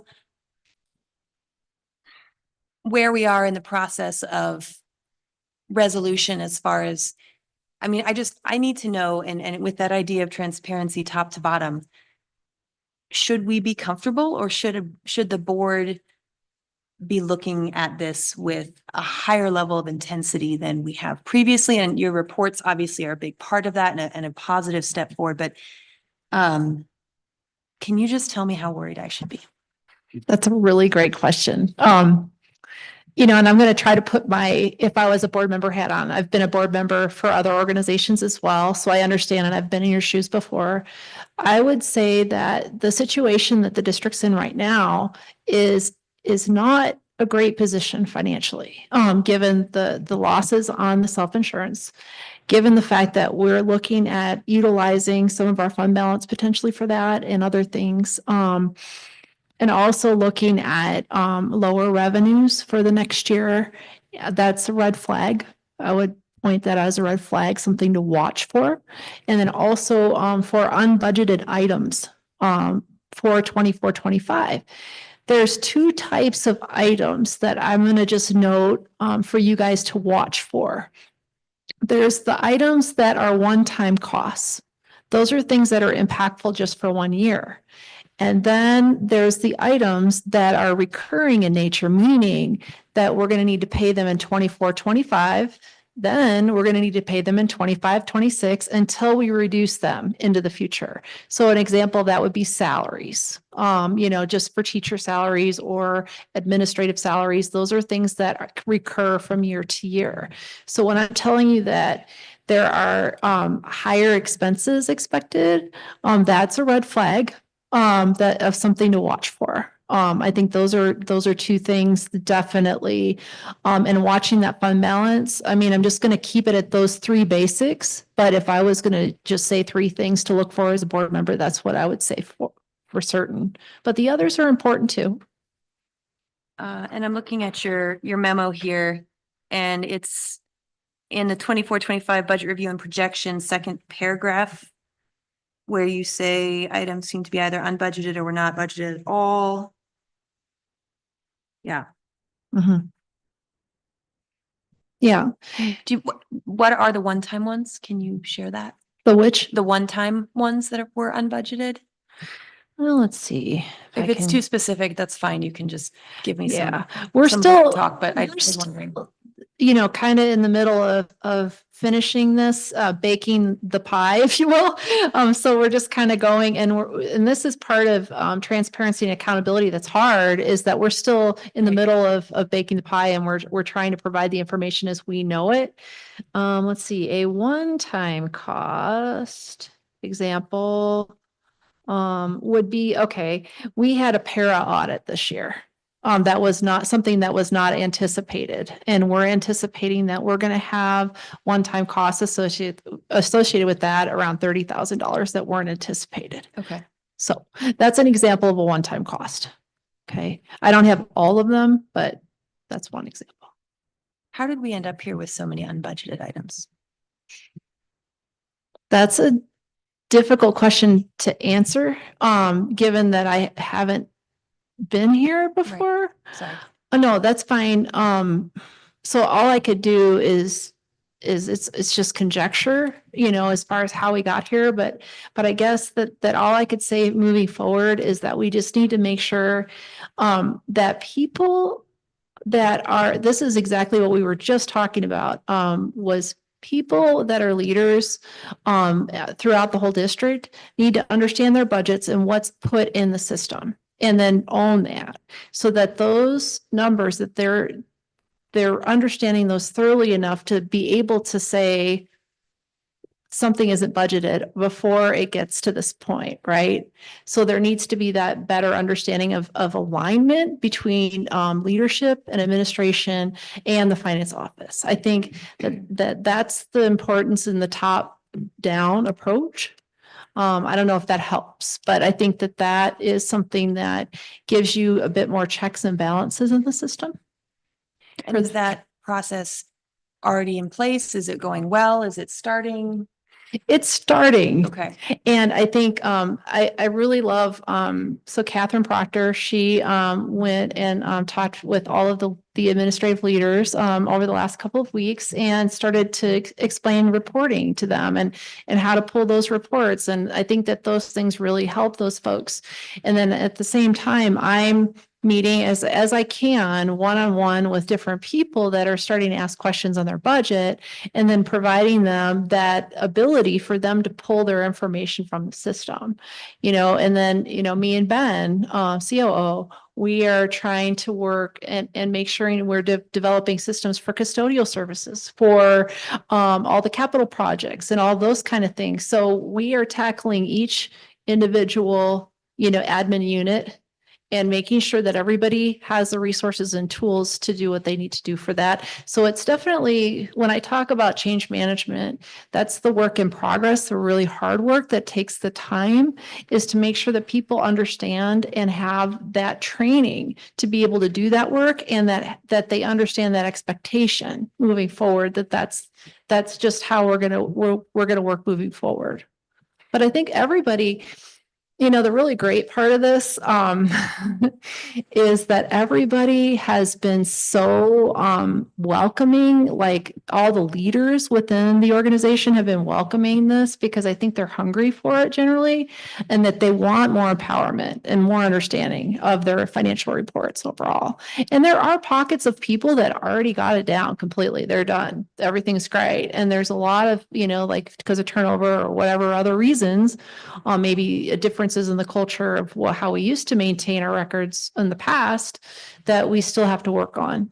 So it's a continuum, but I'd say that it'll probably take the better part of a year to really get people this deep for people. And can I just add that I think that to your question, Dr. DeFreitas, of how did we get here? Some of the pieces that I think are really important that we see are the accountability timelines. Things like quarterly financials that this board didn't get to see last year. We saw one. And that needs to be happening. That should be a flag for us that something's not right. The continual pushback of deadlines for things. I think part of the reason we got here was the shortened timeline of budget review that, this board was up against June 26th. And I know that you all had questions, and I know that there were things that were unanswered. And we all felt incredible pressure to move a budget through, because there are very real financial penalties if we don't get that thing approved by June 30th. But we didn't have the time in advance of that to do the deep work that was needed. And I think that the budget calendars, that the commitments, the updates that you like, okay, you're seeing a leadership team tonight that is talking about quarterly financials, but we missed the first quarter. We're talking about a quarterly strategic update. We missed the first quarter, but at least we're giving you a plan, and we're going to get there. Like, we're going to get them on time. It's just going to take time. Chief Chacoin's already been able to back up the audit to get it to a more appropriate timeline, so we can get done with 23-24 and move into this year and move into 25-26. So I think that a big issue was our accountability timelines that were not in place. That that when they happen, they just kind, and when it's really a working system, you almost don't notice it. Like, there's the quarterly financials, great. And the finance committee got to do a deep dive and they're very comfortable. Those things weren't in place. We were pushing hard to change them. And it caused that, it caused us to have a turnover, which I think we're now have an opportunity to move in a better direction. But I would say that a big piece of the why is those accountability timelines. Thank you. I think just the one thing is in these reports, knowing where we are with a little clearer look, I hope to hear the bad named and the good named. It's just like a relationship. If we're hiding it and then it comes out later, it's not going to serve anyone. So please don't shy away from that. And I don't, as a board member, hold any concern about certain troubles being public too when they're addressed initially and in this context. So I just want to offer support in facing and naming what we have in front of us from here on out. Thank you. Thank you. Director Tyler? I have two questions, Chief Chacoin, on the bulleted 24-25 budget review and projections, also that second paragraph. The first question I have is, it says currently we believe these items to be over $1 million in total impact, including the supplemental budget already provided. So this over $1 million that you're naming includes the GSHS. Correct. And Correct. when you say over $1 million, like that's is it $1.8 million? Is it $1.1 million? Do we have like a number that what over $1 million is? Yes, I mean, we don't have a final number yet, and that's why we said over $1 million, but what we're trying to work off of is roughly 1.5 million. And we're trying to still find some of that funding or find places for that or ways to reduce it. So that's why we hadn't put that in the report that way. Thank you. And then also further down in that paragraph, and this is what I had asked you about earlier, that it says the initial estimate of budget impact totals around $900,000 for the 77 students that we didn't correctly imagine that we would have as part of our student count. And I was asking about that 5-year average, and you said when you use the 5-year average instead of the number, that brings that down to maybe 62 instead of the 77 for at least this round. Or 60, yeah, about 63, because I looked it up after we talked, 63. Does that 63 still add up to $900,000, or is that less? Because I don't understand how 63 would make $900,000. No, that I appreciate that. There's two ways to look at this. Is the first is, on that lens of, because we're looking at cuts in our the averaging for 25-26 is, what is this general impact going to be? I mean, because one time it looks like we'll probably have additional funding for this year to the tune of an additional $100,000 or so, a little bit more. But then in the future, there is a larger impact there because of this averaging going away. So it's like you're putting it in a report that doesn't, you don't want it to be too wordy, but that's kind of the why. They've also we're going to have a lot deeper numbers for you, like in January, when the state gets through their calculations of that too, because they also have at risk that as those numbers fluctuate as a percentage of the total, it can really impact that number of PPR as well. So there's fluctuations in the formula a little bit. That is why I was a bit more big picture of it on this initial view. So that $900,000 is moving forward into future years, where this year it might only be 800. Yes. But it would be a $900,000 impact in future years. Yeah. Thank you. Director After? Yeah, thank you. We, like Director Ramirez says, we have had some good, robust conversations in Finance Committee, so I don't have any questions on the memo. And just for the team's awareness, there's a DAC member on the committee too, which is a great contributor, and I'm glad whoever thought to bring him on board did. That was a good idea. I have a big picture question. I remember this spring, there was an audit and we had an auditor sit right there and say everything looked great. I don't understand why we have auditor, like what was, why did the auditor say that? Doesn't seem like things are great. I feel like we're swimming in red flags. Why are we doing all this work to do audits when the audit doesn't flag? Can I just flags? piggyback on that and ask how much we pay annually for that audit? I don't know that answer right away, but And for the team, like, so we're using the same auditor this year. So is he gonna come and tell us that everything's great? It's like 30 to 40,000. okay. I'm gonna, there's the financial audit, from outside auditors, it's always backwards looking. You know, when you look at, whether or not an audit is clean or not, they're looking at what it used to be back in 23, 24. So I think the biggest thing to look for, because the audit did have a board letter with it that had a few things on it that was not, that were potential concerns. And that's really what to watch for. And I think that should be highlighted, because that tells you where we may have problems is in relation to any, what do they call it? Segregation of duties, that kind of Yeah, I remember thing. that. Yeah. And so that's their responsibility, is make sure that, and then everything that is reported is accurate. So they're not telling you, well, it's reported late. You know, that's another thing, because it was reported late in the year. So that's kind of a red flag, even though that's not, I mean, their whole purpose is to determine whether or not everything is fairly represented, based upon their materiality thresholds. And so that's what they're meaning with a clean audit. So it's, you know, and then the budgeting part, like a lot of the problems we had with the misses in the budget were for 2024, 25, the next year. So they haven't really even developed that look and view of that next year's budget in any depth. I mean, so yeah, and that's the importance to Superintendent Cole's point about those timelines and those quarterly financials, to make sure we're still on, track.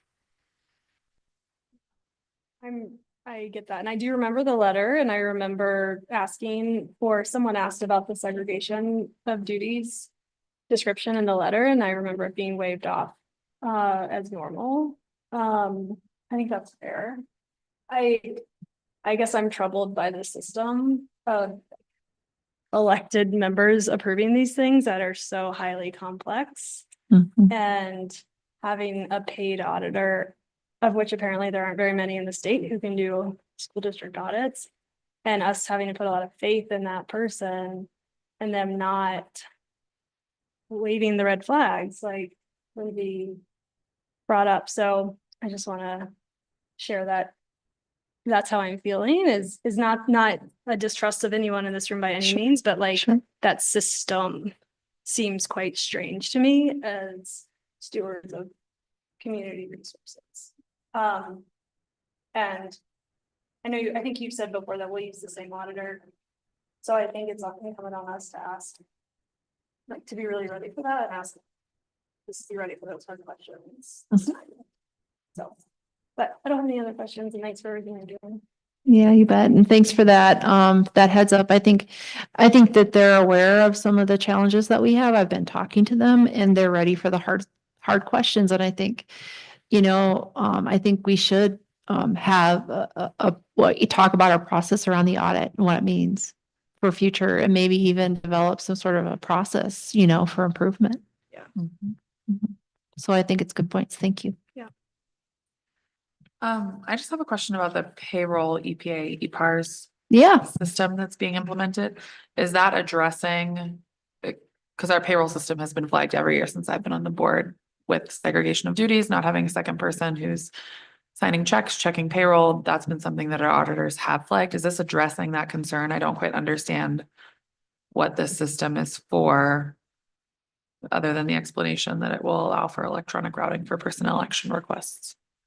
Yeah, that's an improvement to the Tyler Tech system, so that we're going to make those personnel action forms electronic versus all of the paper that we Right, received and stuff. So secretary. hopefully that'll reduce the error rate, but it doesn't have really much to do with the segregation of duties piece, which is challenging to get correct in a small district, which this is still a small district.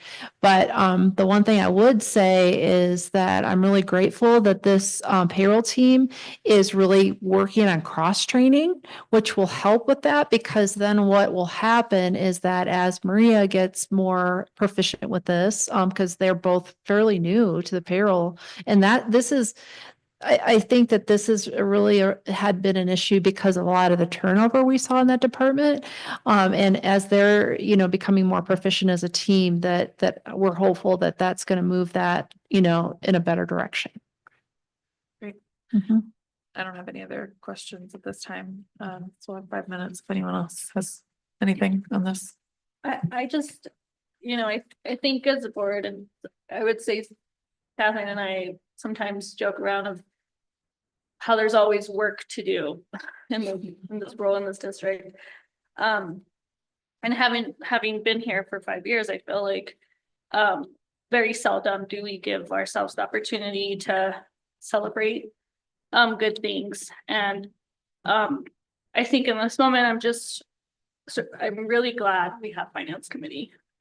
Mhm. Been a long time coming. I'm really thank you to Director After for being on the committee with me. I think it's been really important for us to ask the hard questions that need to be asked so that we all feel prepared when we come into this meeting with and in your memos too, of like, what are we going to go over? What do we really need to make sure is said, and where are we at? And I think it's also helped us push the team to set some expectations and also like just some norms around how we're going to move forward, how this team is going to move forward, how we're going to make sure that there's a system in place should there be turnover with whatever department. And I really do appreciate that, like, we didn't think like, oh, Chief Chacoin is new, so we don't want to do it, because I think this is why finance committee is so important. So thanks to our board members who helped push for that. And it just, like in moments like this, it feels really good to have. So, and then I just wanted to mention for my colleagues who would like to do education finance, who would like to take a course, Georgetown University does provide a certification. If you guys are interested, it is helpful. It is not obviously the solve for really understanding even our state's education finance, but Edunomics has a great program, and I would be happy to help you guys get connected and share that resource with our team in case they wanted to take their classes too. Thanks. Anything else? Thank you. Okay, thank you. Thank you. The next business is action on a Board of Education proclamation honoring Native American Heritage Month. Do I have a motion to approve the proclamation? It's not the revised version that's in there right now. I didn't know if that was a decision at meeting. Oh, I no. did not. Is that the one from last year? The one from last year's in there right now. Do I have a motion so that we can get into discussion? I make a motion. I move the board approve the Board of Education proclamation honoring Native American Heritage Month as presented. I second. We'll now have 2 minutes of discussion, and then we'll hear any intervening motions to amend. Director DeFreitas, do you want to start? We did a revision to update it for this year. If we want to consider adding that, do I need to make a motion for that, or does it not matter? No, you don't. I mean, you can make a motion to amend it to be the one for this year. Do you have, I don't have that. I pulled it up. Yeah.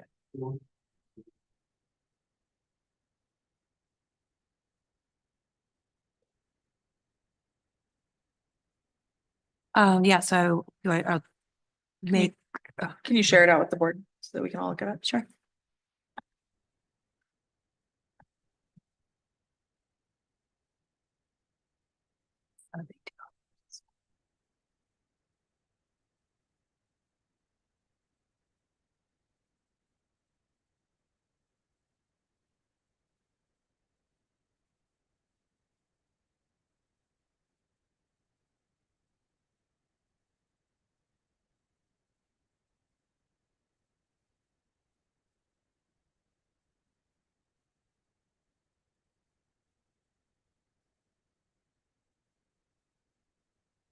I still don't have it. Oh, I emailed again. I got it. I got it. You're making notes, just.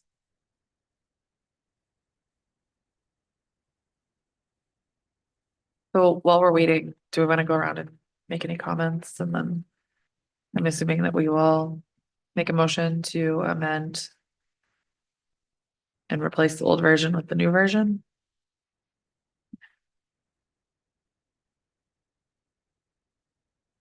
Do you have any comments that you want to share, or just No. Director Tyler, do you have any comments you'd like to share?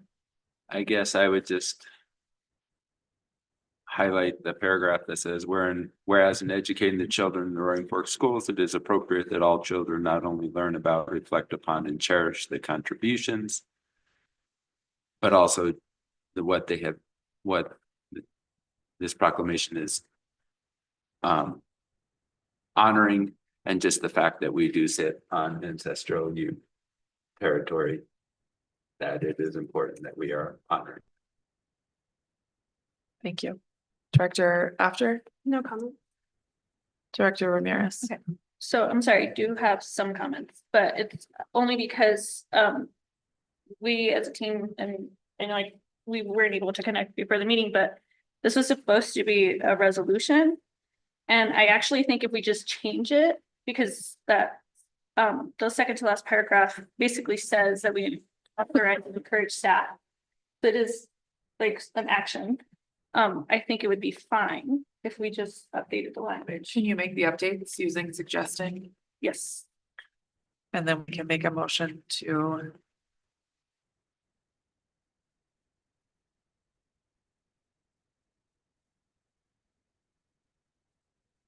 So by passing a resolution, it doesn't have to be done annually.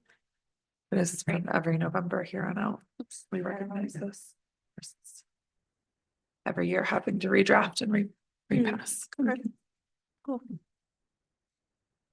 Is that it? I'm so sorry, Jonathan. Tell me one more time. Oh. Yeah.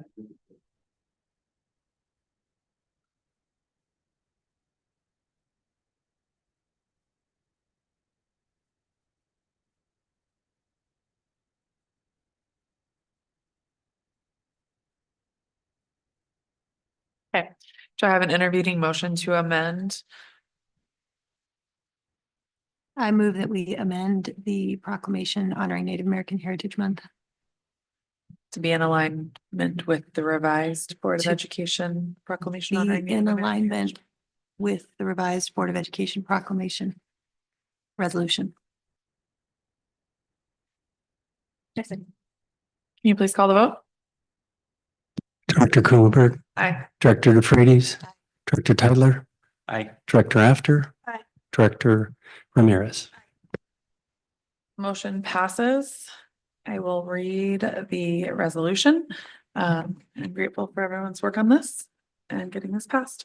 Board of Education resolution honoring Native American Heritage Month. Whereas the month of November is nationally recognized as Native American Heritage Month to celebrate the many unique Native American tribal nations which originally inhabited the lands now known as the United States, each with their own diverse culture, history, religion, traditions, governance, and peoples.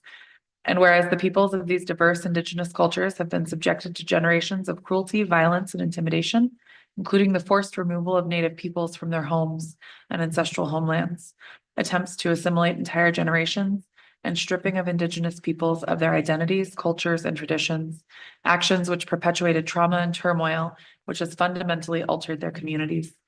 And whereas the entire Roaring Fork School District falls within the original unceded homelands of the Ute tribes, And whereas in educating the children in the Roaring Fork schools, it is appropriate that all children not only learn about, reflect upon, and cherish the many contributions that Native Americans have made to our society and American government, law, public service, business, agriculture, commerce, education, the arts, science, and sports, but also understand the truth of their persistence and survival. Now, therefore, be it resolved that the Roaring Fork School District Governing Board acknowledges RFSD schools and properties are located on the unceded ancestral homeland of the Ute people, who are the original inhabitants of the Roaring Fork Valley. And furthermore, be it resolved that the Roaring Fork School District Governing Board hereby authorizes and encourages staff to plan and develop ways that we can teach our children and our community about the lives and accomplishments of local Indigenous people and the many sovereign tribal nations which flourish today and are working to strengthen the fabric of our own country. And now, therefore, be it resolved that the Roaring Fork School Board of Directors do hereby proclaim November to be Native American Heritage Month in the Roaring Fork schools, and strongly encourage our staff and community to observe, recognize, and celebrate the culture, heritage, and contributions of Native Americans to our country, our state, our community, and our schools. Thank you for your work on this, everyone, for getting this passed. Okay. That is our last action item. The next business order is future agenda topic discussions. Director Tytler has proposed that we update policy IHBEA. So Director Tytler will give you 2 minutes to make your proposal, and then we'll do 5 minutes of open board discussion. Okay. I am proposing a change to policy IHBEA, the culturally and linguistically diverse education. As we know, there's a large achievement gap here in the district between emergent bilinguals and native English speakers, as evidenced by the crowd that we had tonight. This is an important subject to our community. Being that emergent bilinguals, especially those who are starting school with little or no English, have different instructional needs than native English learners. And being that outside of ELL classes, and emergent bilinguals day is instructionally similar to that of a native English speaking student. The purpose of this policy change is to make sure that emergent bilinguals receive the programming that they need to meet their specific learning needs. And priority number 2 of rigorous instruction for all. I appreciate that there are several times that we're talking about centering on emergent bilingual students. However, I feel like there is a need for us to dig deeper on this subject and look at what are the specific needs for our emergent bilingual students. If we look at the last 5 years of CMAS data for medium growth percentile in the elementary level at English language arts and math, a 5-year average has our emergent bilinguals growing at a 41st percentile, and in math at a 43rd percentile. This shows that they're not closing the achievement gap, but that it is getting bigger and they're lagging further behind us in over the last 5 years. And so I feel it is imperative that we do something to make sure that we are allowing our emergent bilinguals to engage in a way that they are comprehending the instruction that is being given to them, and that they are attaining and having programming that is catered to their specific needs, for the fact that they have different needs than our native English speaker. Thank you. So we'll have 5 minutes of open board discussion. And the hope is that at the end of this 5 minutes, we have clear direction for staff on whether or not to take this up as a future agenda topic. Is there anyone that wants to begin the discussion? Would it be taken up as an agenda topic in policy committee or in the meeting? Both. Or I mean, both. I would propose that First it follows policy the committee. same process Yeah. that other policies follow. And so it would go through policy committee, we'll go through staff revision, policy committee, and then come to a board agenda. Yeah, I guess I can start. It's been a minute since I looked at this and we chatted about it this fall. I support this. I'm in agreement with it. I think the timing is tricky with the questions on the budget for me, and so I'd want to understand what the cost is here. And so maybe that could be part of what the team is able to investigate or explore. that Are your part questions related to cost? About revision or about the proposed about what's language proposed, that you've seen? what's proposed Yeah, in okay. IHBEA. So it'd be a little bit, I feel like at this moment in time, it would be hard to move forward on this without some kind of economic analysis associated with it. I feel like, oh, go ahead. Oh, sorry, go ahead. I mean, I definitely support as well investigating this for all the reasons that you brought up, and also echo Director After's concern about the timing and how we balance that moving forward. I think Director Tytler, correct me if I'm wrong, but your hope is that in the eventual language in this policy, that once we adopt it in the same way that with the equity policies, we're immediately out of compliance and had to begin working towards it, you would like to see a policy that once adopted immediately directs the district to change the way that we offer comprehensible input. And I would like to see us, obviously, if we're out of compliance, get towards compliance. I don't feel like when this is adopted, we need to say, okay, day one, this all needs to change. I think we need to do it in a way that is at the best interest of our district, but I do believe that we need to figure out ways to become compliant with the policy. Yes. So I just want to clarify, and I guess I will say, like, I too support that we begin having this conversation. I think it's been something that all of us have been aware of, that Director Tytler has followed up with us individually to have a conversation, and to I do think that this board has felt that we were committed, even with our strategic plan, to go towards closing the achievement gap. I want to ask really quick, and I know that we're obviously not in like a memo thing, but are we saying we're out of compliance with this currently? This is No, I Okay. don't think of the current IHBEA that we're out of compliance, no. okay. And would our team say that we're in compliance with this policy? Okay. Yeah. Okay, so you guys conduct an annual program review? Okay. So, I think that the team, at least for when this comes to policy committee, it would be important for policy committee to know when you guys are, what does that look like? Because that is part of your policy. And I think we as a team, when we do have the conversations moving forward, like those are the types of questions we're gonna have for you. So I just wanted to flag that, because obviously the hope is not that when we pass a policy that everything gets updated immediately, but we have to know where we're at. And I think this is one policy that, as we've had conversations, there's been many questions. And I think as much clarity as you guys can provide us on where we stand, what the monetary look will be, I think all of those things are gonna matter moving forward. So I think just a that, heads up. yeah, I think that comes out during discussions around the policy and what ultimately gets into the policy. For the purposes of tonight, what I'm hearing is that there's consensus from the board that we should move this policy forward. We should take a look at it as a board. And that we support Director Tytler bringing this forward and readdressing this policy and hearing more.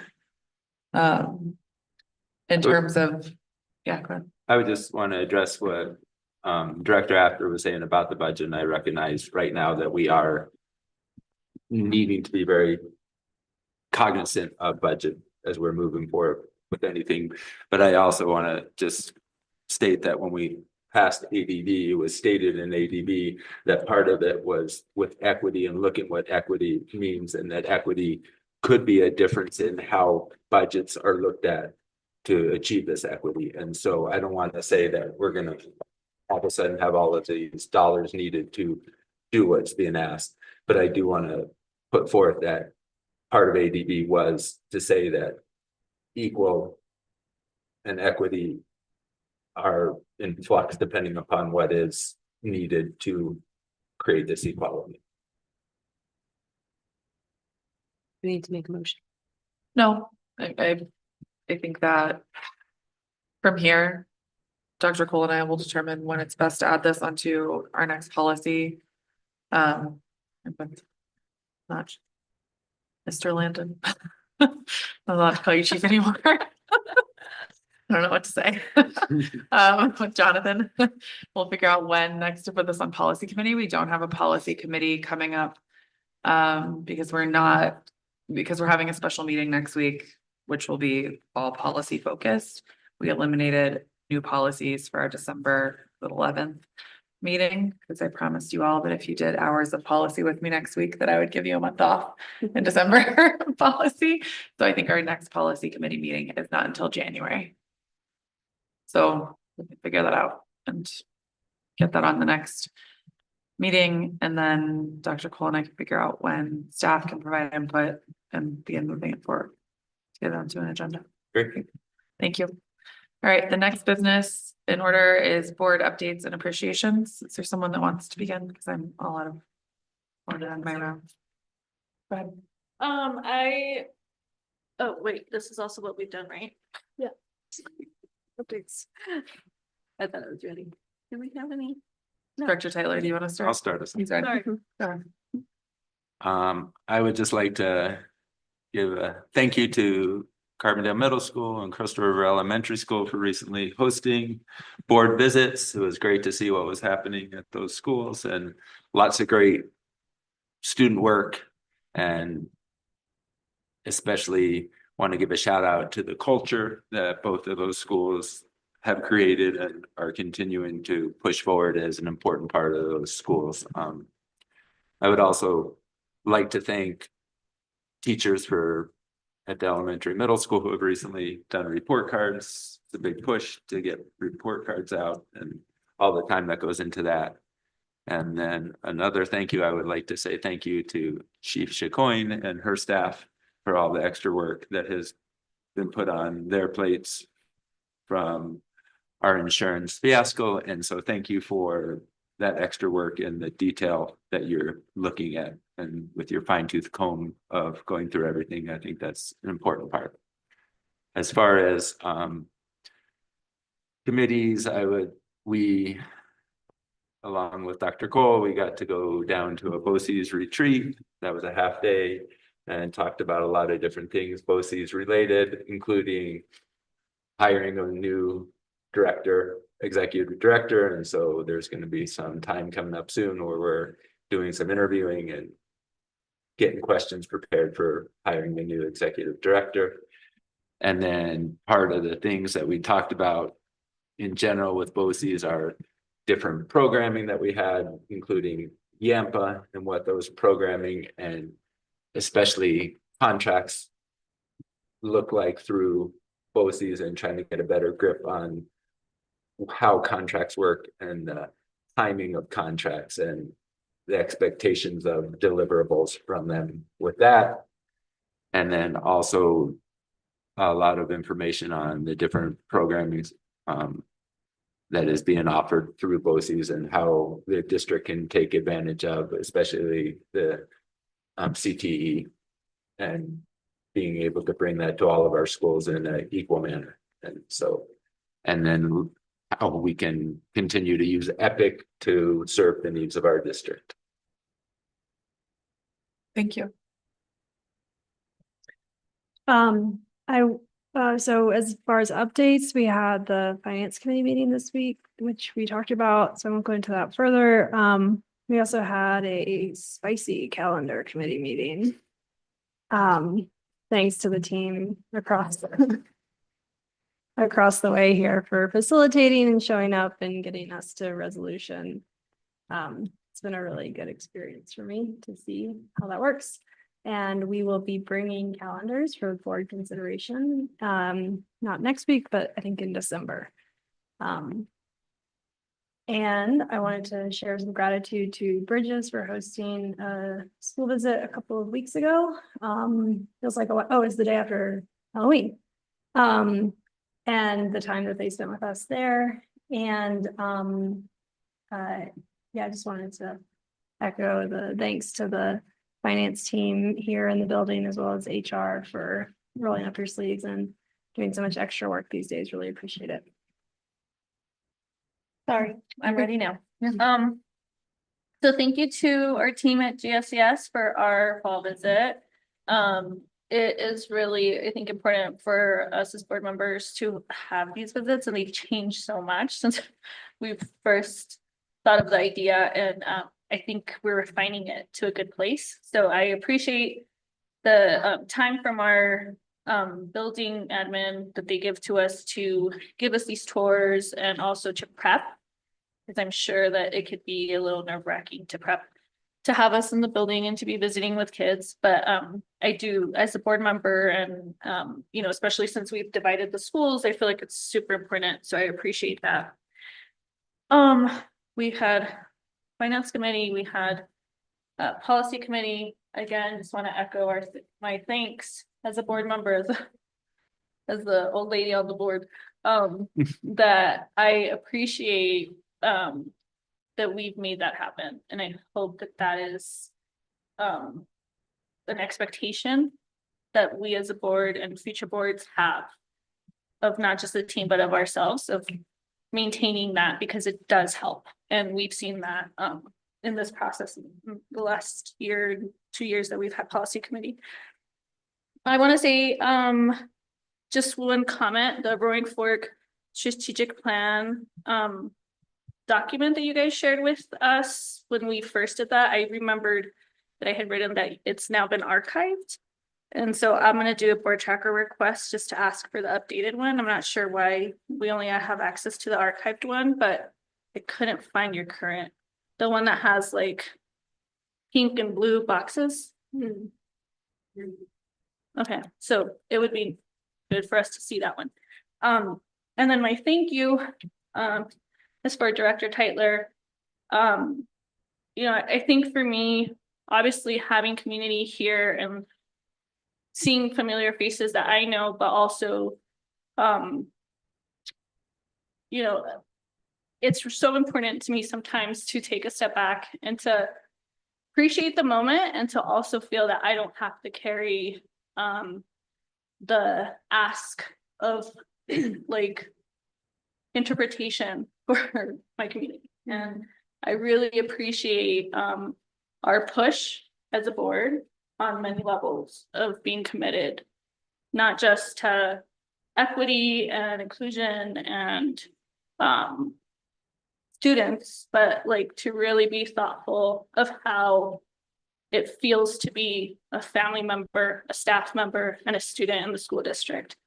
So I really appreciate, I was actually gonna say that I thought to wait until this moment to request that, because sometimes, you know, you do feel a little weird that you come to a place and it's not prepared for you. And so I appreciate that, one, that I didn't have to be the one, but two, that I feel like our team, our board has been really intentional and diligent to push the team and to make spaces that do feel safe and welcoming. And I, as a board member, appreciate that. And I want to express that I value, like, it makes me as a board member feel grateful.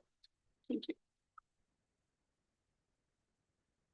I appreciate the hosting of Two Rivers Community School on Wednesday. I understand that various scheduling challenges and some, you know, after large national conversations the day before, we still had leadership that was interested in having good conversations. And I got to tour the school, which definitely gave me a bright point in my day. I love being inside those buildings and seeing the kids engaged and the teachers working to just be fully present for the students in front of them. So that's my appreciation. And I don't really have any other updates. My update is we had our first health insurance advisory committee meeting today, which convened representatives from classified, certified, and administrative IPB. And I was there, and members of the executive team were there to start to work through some of the more nuanced and detailed questions around health insurance and how we cover these overages. It felt successful, it felt useful and fruitful, and I'm hopeful that we can continue to move the discussion forward with that group and refine through that group and through other conversations, how we continue to communicate more broadly and transparently with the whole district around this issue. For my appreciations, I wanted to give an appreciation to Megan Hartman at Basalt High and everyone that she convened for us for our tour of the high school 2 weeks ago. It was a very different tour than we've had historically. She had parents, students, staff, all there. And so we got to hear from the horse's mouth, saying goes like about the school, which was really great. And they're doing some really, really awesome things there. And then along with that, wanted to shout out and give a thanks to the athletics department there and specifically the boosters there. The Basalt High football team is now in second round state playoffs and they hosted first round last weekend, and the boosters did such a good job putting everything together and making it a really fun and welcoming community event. There was a pretty big turnout and team is doing great. And it's just one of those events that you're at where you're like, this is such a great sense of community and just a fun, great thing in our small town. But I know it didn't just come together, right? There were parents with buckets full of purple and yellow gear for everybody to put on and tons of stuff at concessions and all the different pieces, bouncy houses for the kids, all sorts of stuff. So thanks to everybody that made that possible. All right, we have one more agenda item. Next business in order is an executive session pursuant to section 24-6 4024A CRS. Discussion of options for the potential sale of school district real property interests, including prioritizing properties for the purpose of obtaining valuations. Do I have a motion to move into executive session? I move that the Board of Education move into executive session pursuant to section 24-6-4024A CRS, discussion of options for the potential sale of school district real property interest, including prioritizing properties for the purpose of obtaining valuations. There a second? I second. All in favor, say aye. Aye. Motion passes. The board will now move into executive session, inviting Chief Baumfock, Chief Chicoine, and Dr. Cole. The time is 8:44 p.m.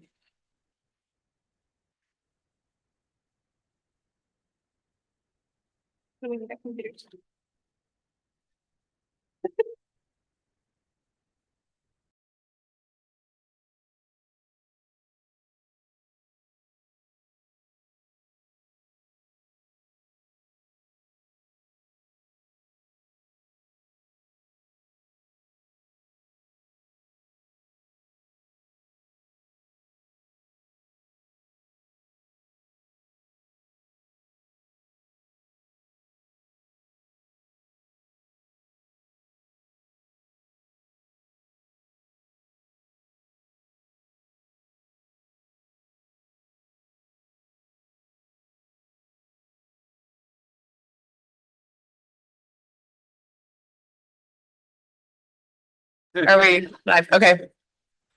So who moved us? Who made I did. can you please withdraw your motion? Okay, I withdraw my motion. Okay, can you please remake a motion to move I it, see it. or I can do it. I move that the Board of Education move into executive session pursuant to section 24-6 4024A CRS. Discussion of options for the potential sale of school district real property interests, including prioritizing properties for the purpose of obtaining valuations, inviting Chief Baumfock, Chief Chicoine, and Dr. Cole. Is there a second? A second. All in favor, say aye. Aye. The board will now move into executive session, inviting Chief Baumfock, Chief Chicoine, and Dr. Cole. Time is 8:45 p.m.